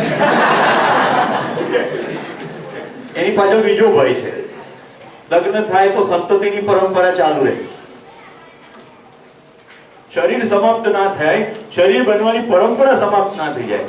જો ભયના સોર્સિસ ક્યાં સુધી? આહાર, નિદ્રા, ભય સમજણ પડી ગઈ? મૈથુન. શરીરની અંદર બિલકુલ અમુક ઉંમર થાય એટલે અંતઃસ્રાવી ગ્રંથિઓ પ્રભાવિત થઈ જાય. એક પુરુષ શરીરને સ્ત્રી શરીર પ્રત્યે આકર્ષણ પણ થાય અને પ્રજા ઉત્પન્ન કરવા માટે જે પણ કામ, સેક્સ, ઇન્ટરકોર્સ, જે બધી શબ્દો પ્રયોજાય છે, આ બધી ક્રિયાઓ થાય. એ શરીરની જરૂરિયાત છે. પણ આપણે શરીર નથી એવી જો ખબર પડે તો શરીરની તમામ જરૂરિયાતોમાં બોન્ડેડ રહેવાના બદલે એમાંથી બહાર નીકળી જાય. એટલે ખોરાક સામે હોય, ભૂખ લાગી હોય, પણ આપણે કહી શકીએ નથી ખાવું. અમારે કિંજલ રીસાઈને કે નથી ખાવું. અને ઘણા હોય આજ તો મારે ઉપવાસ છે. આ લોકો પોતાનો ભોજનનો ત્યાગ કરીને જે તે કહેવાતા ભગવાનની ઉપર ઉપકાર કરે. જોયું? તારે કારણે આજે મેં ભૂખી રહ્યો. ઉપર કદાચ કોઈ હોય તો વસ્તુ તારા માટે બનાવ્યું, અલ્યા ડોબા ખા.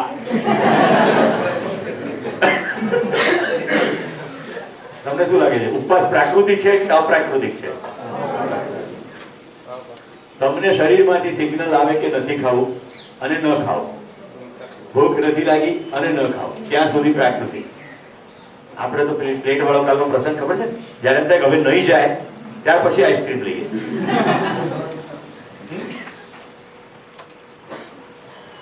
કેશુભાઈ મૂંઝાવ નહીં, આ શિબિરમાં આઈસ્ક્રીમ નહીં મળે.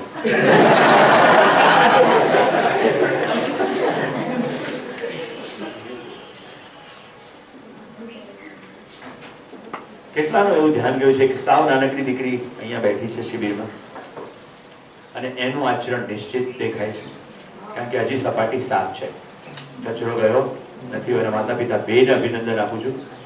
બંને માતા પિતાને વિશેષ અભિનંદન એટલા માટે છે કે સૌથી પહેલા તો એક ખોટી માન્યતામાંથી બહાર નીકળી ગયા કે આને સમજણ ના પડે, કે આને લઈને ન જવાય, કે શિબિર નહીં થઈ શકે. ઘણા ઘરેથી એટલા માટે શિબિરમાં નથી આવતા કે અમારે તો બાળક નાનું છે, કેવી રીતે શિબિર થાય? કુમુદની કાલ વાત કરી હતી, તમે જોશો કે સાવ સામાન્ય બાલ સહજ ચેષ્ટાને બાદ કરતા આ દીકરી કોઈ અવાજ કરતી નથી. એની ભૂખની જરૂરિયાત હોય કે કઈની જરૂરિયાત હોય તો કહેતી હશે એની મમ્મીને, પણ આપણને વિક્ષેપ કરતી નથી. અને આ શિબિરની અંદર DHA એવા કેટલાય છે ઢગાઓ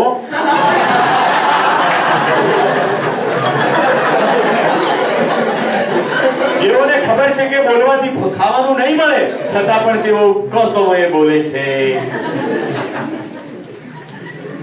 તમામ ઢગાઓની નજરો હવે નીચે ઢળી ગઈ હશે, આપણે એની તરફ જોવાની જરૂર.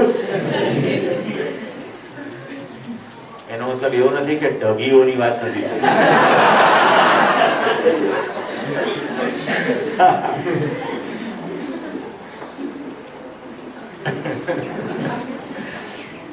માણસ અને પશુ સમાન નથી, એ ચર્ચા ચાલી રહી છે. આહાર, નિદ્રા, ભય, ચોથું મૈથુન. કેટલાક સંબંધોમાં આપણે સેક્સનો વિચાર કરતા નથી. આપણે ત્યાં સંન્યસ્તની પરંપરા છે. દુનિયાની તમામ જગ્યાઓમાં લોકો પરણતા જ નથી. ઓકે, તો આહાર, નિદ્રા અને ભય, મૈથુન શરીરની આવશ્યકતા છે, પણ એની અંદર આપણે બંધ નથી. આટલું સમજાવવું જોઈએ. બોન્ડેડ નથી. બોન્ડેડ નથી, ખ્યાલ આવે છે? આપણે એમાંથી બહાર નીકળી શકીએ, આપણી ચોઈસ છે. અને હવે બીજું શું ડિફરન્સ?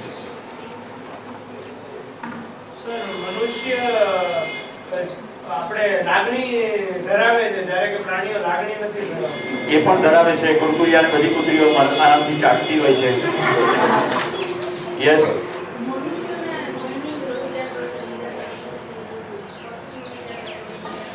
બહુ સરસ, બહુ સરસ.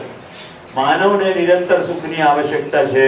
પ્રાણીઓને માત્ર આહાર, નિદ્રા, ભય અને મૈથુન, આ ચાર સિવાય કોઈ આવશ્યકતા નથી.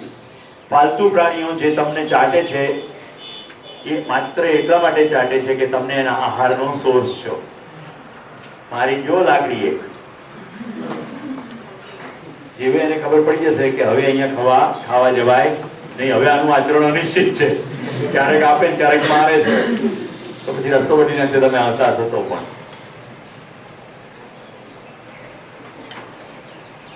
ધ્યાન જાય છે?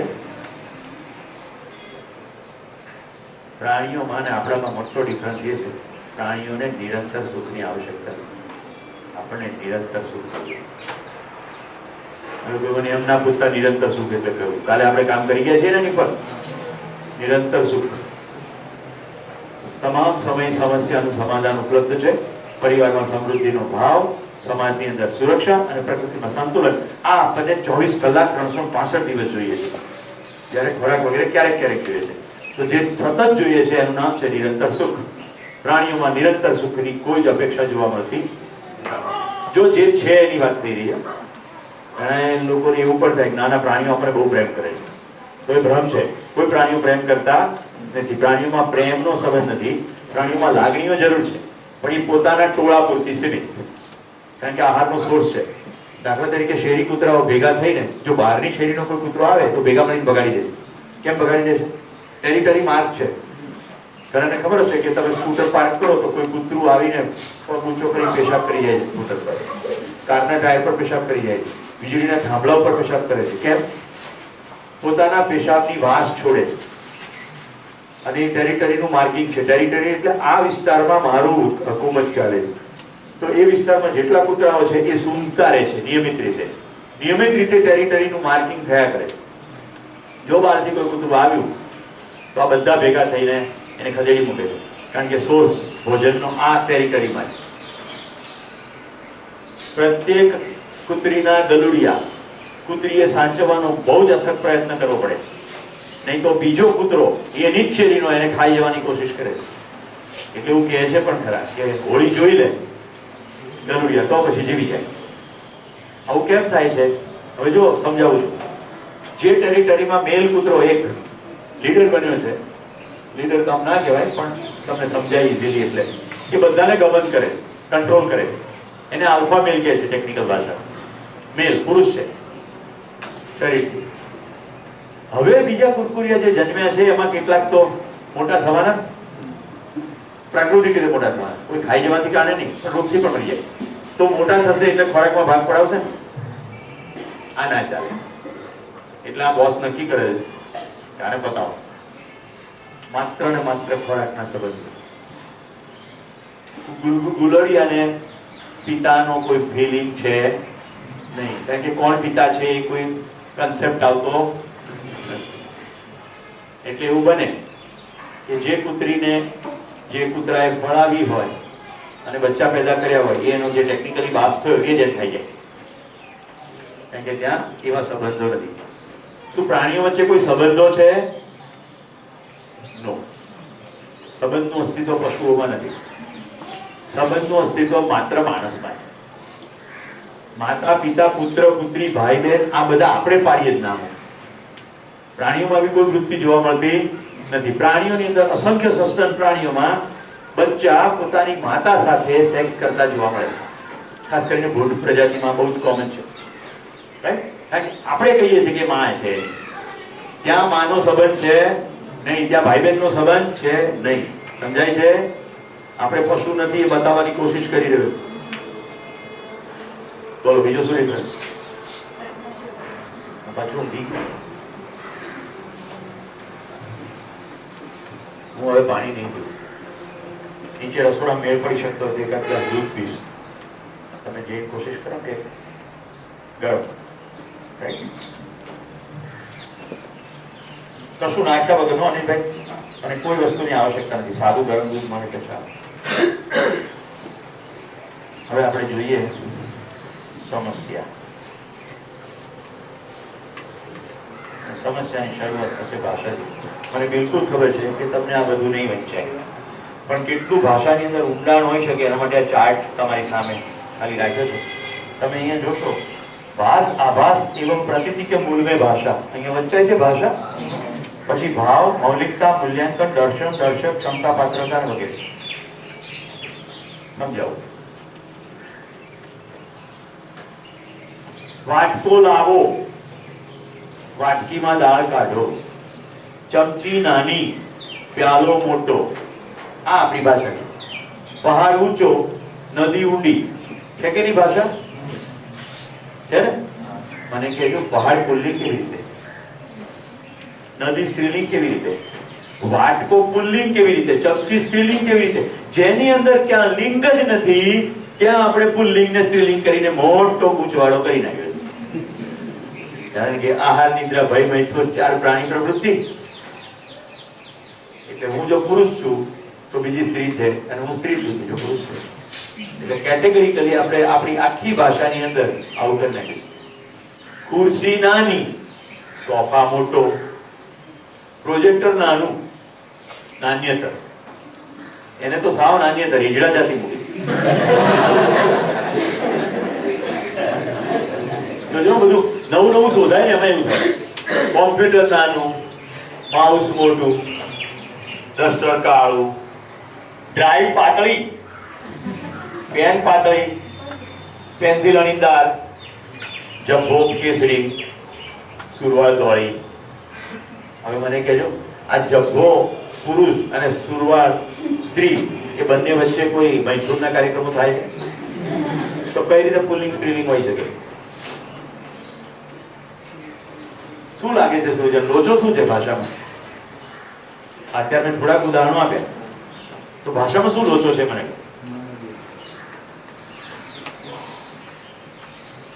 ભાષામાં જે તકલીફ છે મને શું છે? ભાષામાં પ્રોબ્લેમ? ભાષાને સમસ્યા સાથે શું સંબંધ છે?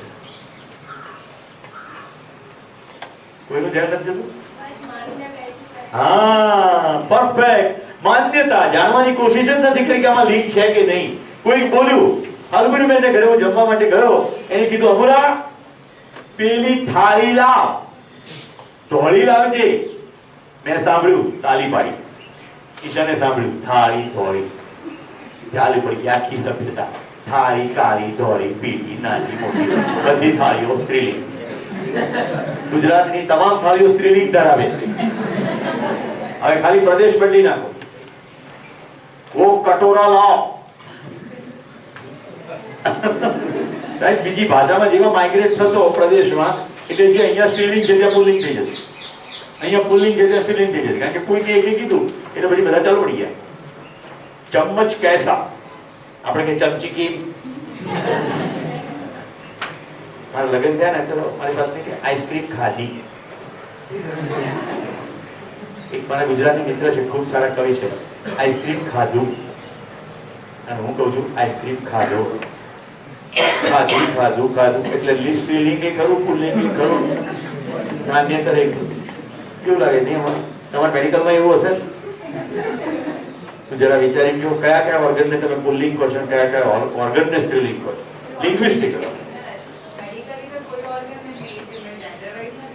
ના, પણ બોલવામાં તે ઓપરેશન કર્યું હોય તો તું એમ કહીશ કે લીવર કાઢ્યું. ઇંગ્લિશ નહીં, થોડીક વાર માટે ગુજરાતી, થોડી વાર માટે ગુજરાતી લો. એનું હૃદય ધબકતું બંધ થઈ ગયું છે, એમ કહેશો કે હૃદય ધબકતો બંધ થઈ ગયો? સાચું કે? ક્યારે આવું સાંભળ્યું છે હૃદય ધબકતો બંધ થઈ ગયો કીધું હોય? હૃદય નાન્યતર કેવી રીતે હોઈ શકે? આવું થાય છે કે નહીં? લગભગ ઓર્ગન માટે તમે નાન્યતર ભાષા વાપરતા, પણ બધી નહીં. વેઇન સાંકડી થઈ ગઈ છે, વેઇન સાંકડી થઈ ગઈ છે, વેઇનમાં બ્લોક છે, ખરું કે નહીં? નાડી પકડાતી નથી. કિડની કેવી, ફેફસું કેવું, હૃદય કેવું, મગજ કેવું, શ્વાસ ભારે, આંખો પોળી, નાક ઢોલર મરચા જેવું, કાન સુપડા જેવા. કાન ને સુપડા કમ્પેરિઝન.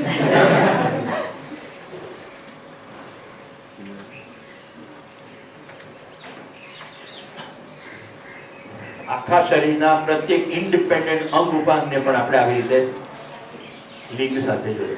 ફેફસું નાન્યતર, હૃદય નાન્યતર, નાક નાન્યતર, રાઈટ? પણ નળીઓ બધી સ્ત્રીલિંગ. સમજાય છે? આપણી ભાષામાં આ સૌથી મોટી ક્ષતિ. તો શું ક્ષતિ છે એની પર ધ્યાન દોરું. અસ્તિત્વમાં જે જેવું છે, જે જેવું છે એવું જાણ્યા વગર જે આપણે માનીએ છીએ એ પ્રમાણે ભાષાનો પ્રયોગ કરીએ છીએ. હવે જે ભાષા છે એ અસ્તિત્વમાં જે છે એની મૌલિકતા જાણ્યા વગર કરીએ.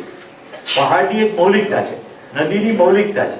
આખા ચાર્ટમાં જે શબ્દો છે, અસ્તિત્વમાં જે કંઈ જેવી રીતે સજેલું છે એની મૌલિકતાનું બરાબર સટીક મૂલ્યાંકન કર્યા પછી જો શબ્દ એસાઇન કરવામાં આવે તો એ ભાષાથી તમે જે છે એને ઇંગિત કરવાનું. જો ભાષા શબ્દ ક્યાંથી આવે છે? જે છે એ જેવું છે તેવું ભાસે, અને હું બીજાને એવું ભાસે એવા ધ્વનિનો પ્રયોગ કરું એને ભાષા કહેવાય. ભાષાથી ભાસ થવો જોઈએ. ભાસ તો સમજાય છે ને? ભાસ શબ્દ ભાષા આવી રીતે આવે. જો જેવું છે તેવું ભાસે. આપણે તો જે જેવું નથી એવું ભાસે છે. પહાડ ઊંચો કેવું ભાસે છે? પુરુષ છે નહીં. નદી ઊંડી કેવું ભાસે છે? સ્ત્રીલિંગ છે નહીં. જો છે નહીં એના બધું બતાડું છું. કેટલું મોટું કન્ફ્યુઝન છે. જે છે નહીં એની આખી ભાષા છે, અને એ ભાષાથી બધી જ સમસ્યાઓ કોમ્યુનિકેટ થાય છે. એટલે મારી દીકરી જ્યારે એમ કહે છે કે મારે આ છોકરાને પરણવું છે, ત્યારે હું શું કહું છું? નો, આ તારે માટે અનુરૂપ નથી. શું ભાષે છે? છોકરો, છોકરી. શું ભાષતું નથી? માણસ ભાષતો નથી.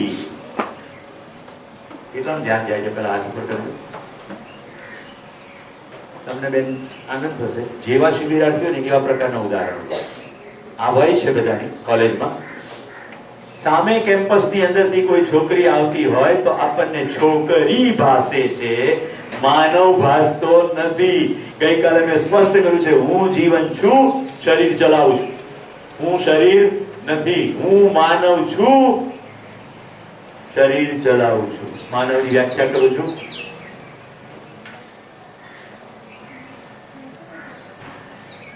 Edit select all. આવો અહીંયા ના થાય, રાઈટ? ત્યાં થાય.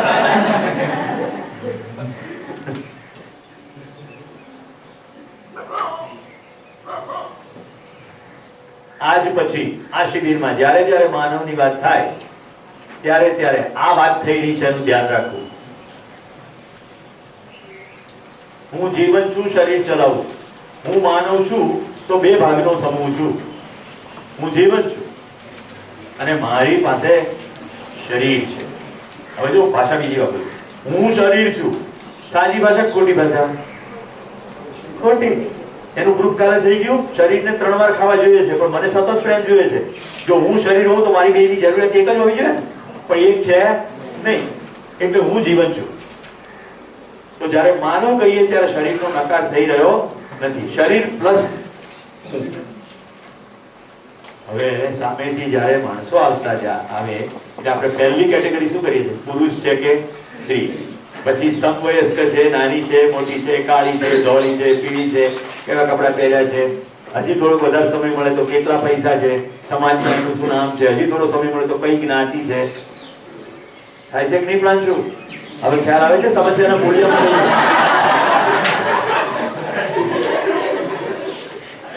કેટલાક તો એવું વિચારે કે પોટેન્શિયલ પાર્ટનર હોઈ શકે. જે લોકો એલિજિબલ બેચલર છે એટલે જેમના હજી લગ્ન નથી થયા એ લોકો કે શું આ મારી પત્ની થવા સંભવ છે? તેઓ બસ સ્ટેન્ડ ઉપર પત્નીઓની તલાશમાં હોય છે.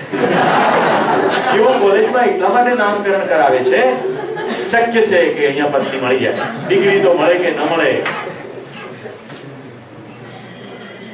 હવે તમને એમ થાય કે આટલી બધી વાત, હા, કોઈ પણ છાપું ખોલો અને મેટ્રિમોનિયલ કોલમ ખોલો, એમાં જેનું વર્ણન છે તે જુઓ. આટલી ઊંચાઈ, આવો વાન અથવા આટલું ભણેલ પરણવું છે. શરીરની સાથે લગ્ન થશે કે માનવ સાથે લગ્ન? બધા છોકરાને ગોરી છોકરી જોઈએ. ઊંચાઈ હોય તો ઊંચી છોકરી જોઈએ. આવું છોકરીઓ માટે પણ છે. અમારા પરિવારમાં જે પણ છોકરીઓ છે કંઈ પણ ક્યારેય પણ કાઉન્સેલિંગ કે કંઈ પણ ગાઈડન્સ માટે કે તો પહેલો સવાલ પૂછું તો કેવો છોકરો જોઈએ છે? કે થોડો દેખાવડો તો જોઈએ. ત્યાંથી શરૂ કરો. હું ક્યાં ના પાડું? દેખાવડો એટલે કેવો? બહુ પૂછીએ ત્યારે ખબર પડે કોઈક ને કોઈ ફિલ્મ હીરોની સાથે એમનું આઈડેન્ટિફિકેશન હોય. રાઈટ? પેલી જે ગઈકાલે કેસ કીધો હતો, મને પ્રેમ કરે એવો, મને સમય આપે એવો. પણ એ તો પહેલા જોયું નહીં. પહેલા શું જોયું? ખાધે પીધે દુખી. દુખી દુખી હોત તો જુદી વાત હોત ને. ખાધે પીધે દુખી જોઈએ છે એટલે ખાધે પીધે દુખી મળી જાય. ખાધે પીધે દુખી એટલે ખવડાવે, પીવડાવે અને ફરી જાય, ધંધો કરી જાય, ખૂબ પૈસા મબલસો આવી જાય. એક દિવસ ડપ થઈને પડી જાય, પછી અહીંયા ધોળું ધબ થઈ જાય.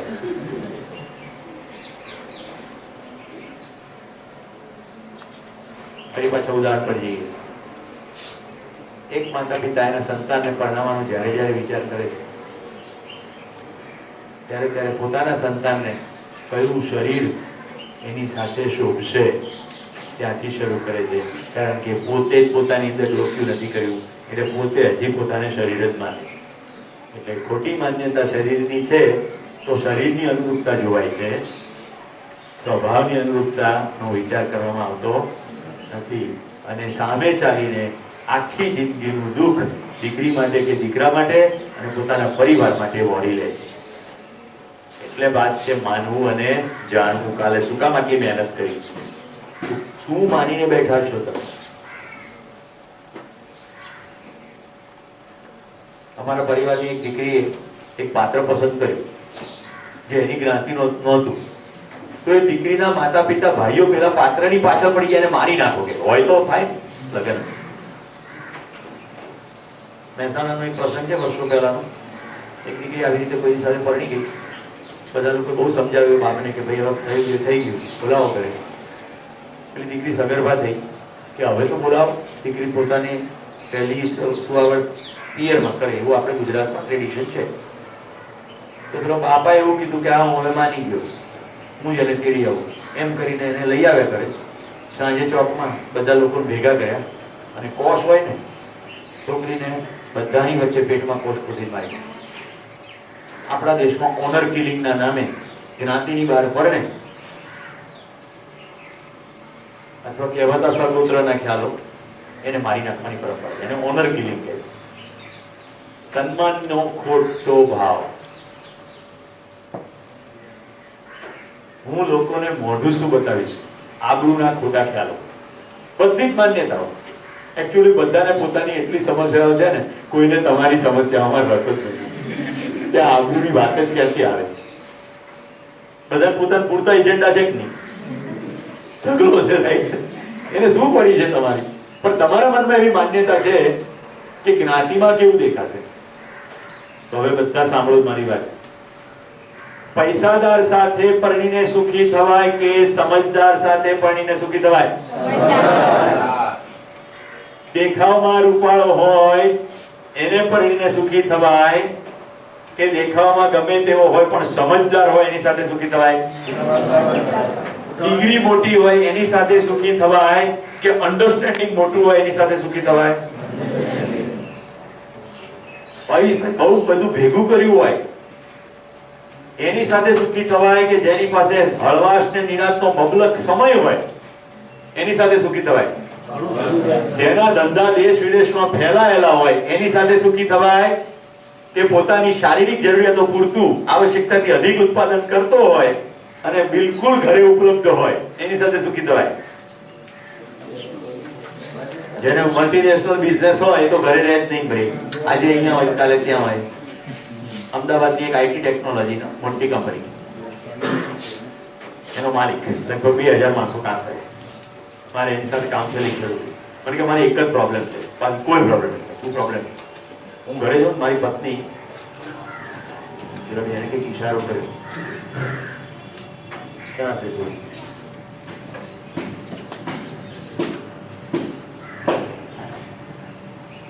મેં ના પાડી દીધું, ખાંડ તો આવી છે. કશું વાંધો નહીં, એમાંથી દૂર તો નહીં થઈ શકે.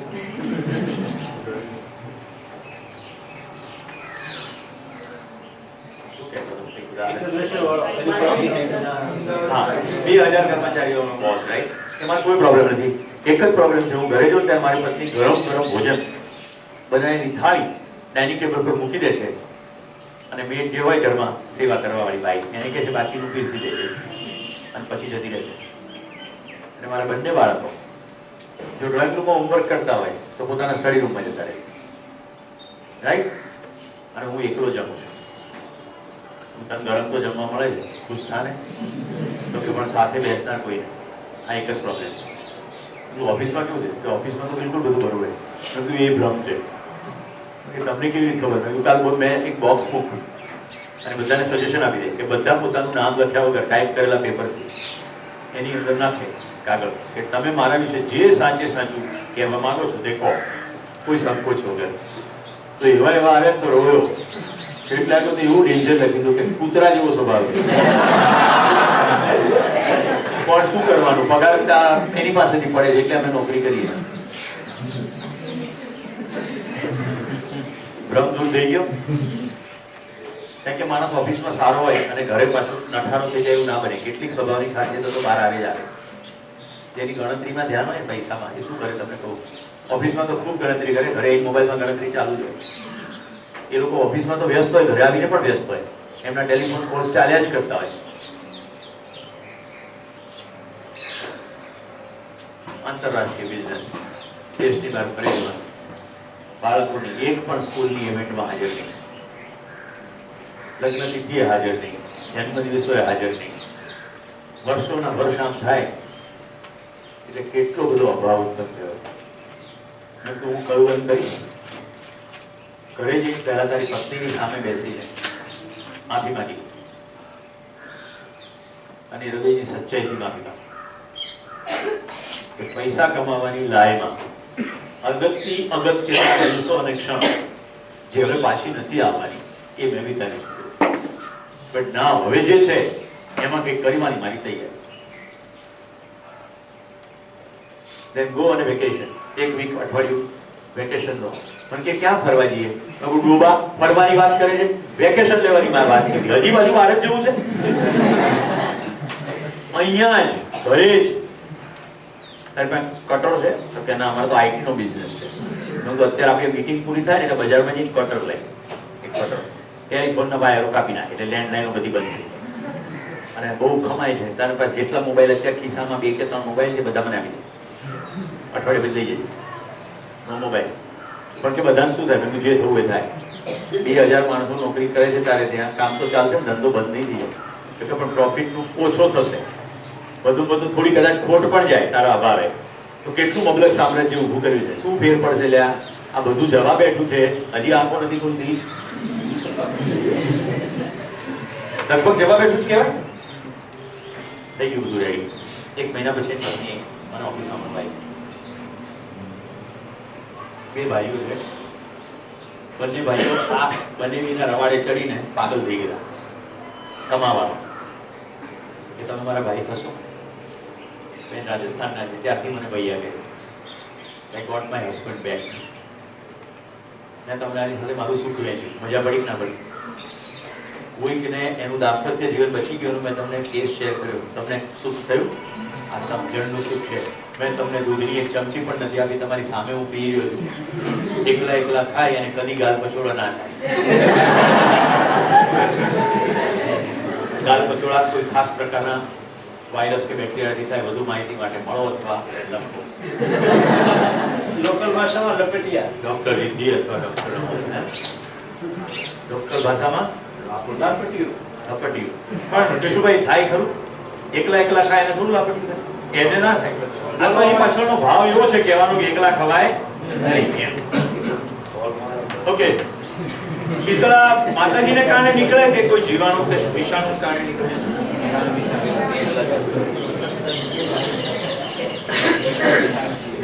કરડી જાય એને સાપ કહેવાય કે ગોગા બાપજી કહેવાય?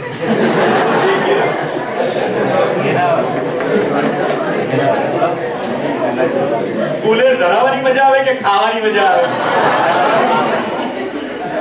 ગુલેલ ખાવાની મજા આવે. નાળિયેર ફોડવાની મજા આવે કે નાળિયેર ફોડ્યા પછી સાકર સાથે મિક્સ કરી ખાવાની? મજાની વાત કરી. વાત તો સરવાળે આ વાર્તાની શરૂઆતમાં બી એ જ કીધું કે ખાવાની થાળી મૂકી જતી.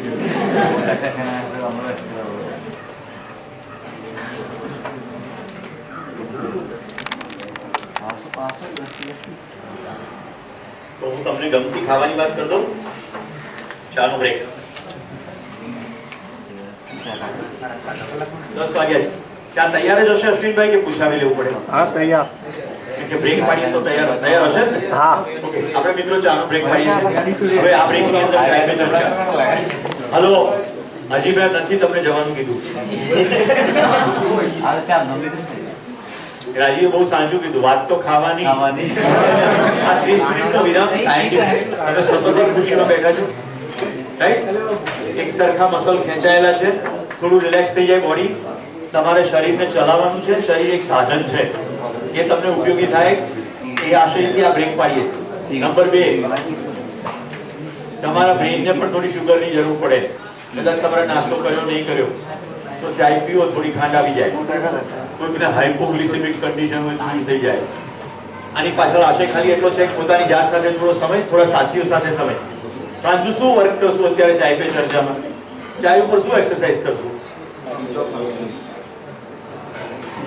ખાવાની વાત કરી.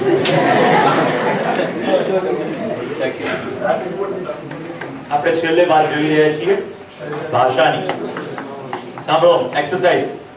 ચાય પે ચર્ચામાં શબ્દો શોધીને લાવો, એવા શબ્દો કે જેમાં કારણ વગર આપણે પુલ્લિંગ સ્ત્રીલિંગ કઢાવી, એવા બધા શબ્દો શોધીને લાવવાના. રાઈટ? મેં કીધા એ નહીં, એની સિવાયના આખી ભાષાને તપાસી લો. જીવનના 4 ક્ષેત્રો જોઈ લો: અંગત, વ્યવસાયિક, સામાજિક અને આધ્યાત્મિક. આ 4 ક્ષેત્રોની અંદર ક્યાં ક્યાં પુલ્લિંગ અને સ્ત્રીલિંગ કઢાવે છે એટલા. એટલે ચામાં ખૂબ મજા પણ પડશે અને શબ્દો તરફ ધ્યાન જશે. તો ભાષા તરફ ધ્યાન જશે તો એવી ખબર પડશે કે આહાર, નિદ્રા, ભય, મૈથુન 4 ને ધ્યાનમાં રાખીને આપણે ભાષાનું નિર્માણ કર્યું છે. એનાથી અસ્તિત્વમાં જે નથી, જેનો ભાવ થવો જોઈએ એ થતો નથી. એટલે મૌલિકતાનું મૂલ્યાંકન થતું નથી. એટલે સીમિતની અંદર જીવીએ છીએ, સમગ્રતાનો ખ્યાલ આવતો નથી. ક્લિયર? ધન્યવાદ, નમસ્કાર, ફિર મિલેંગે 10:30.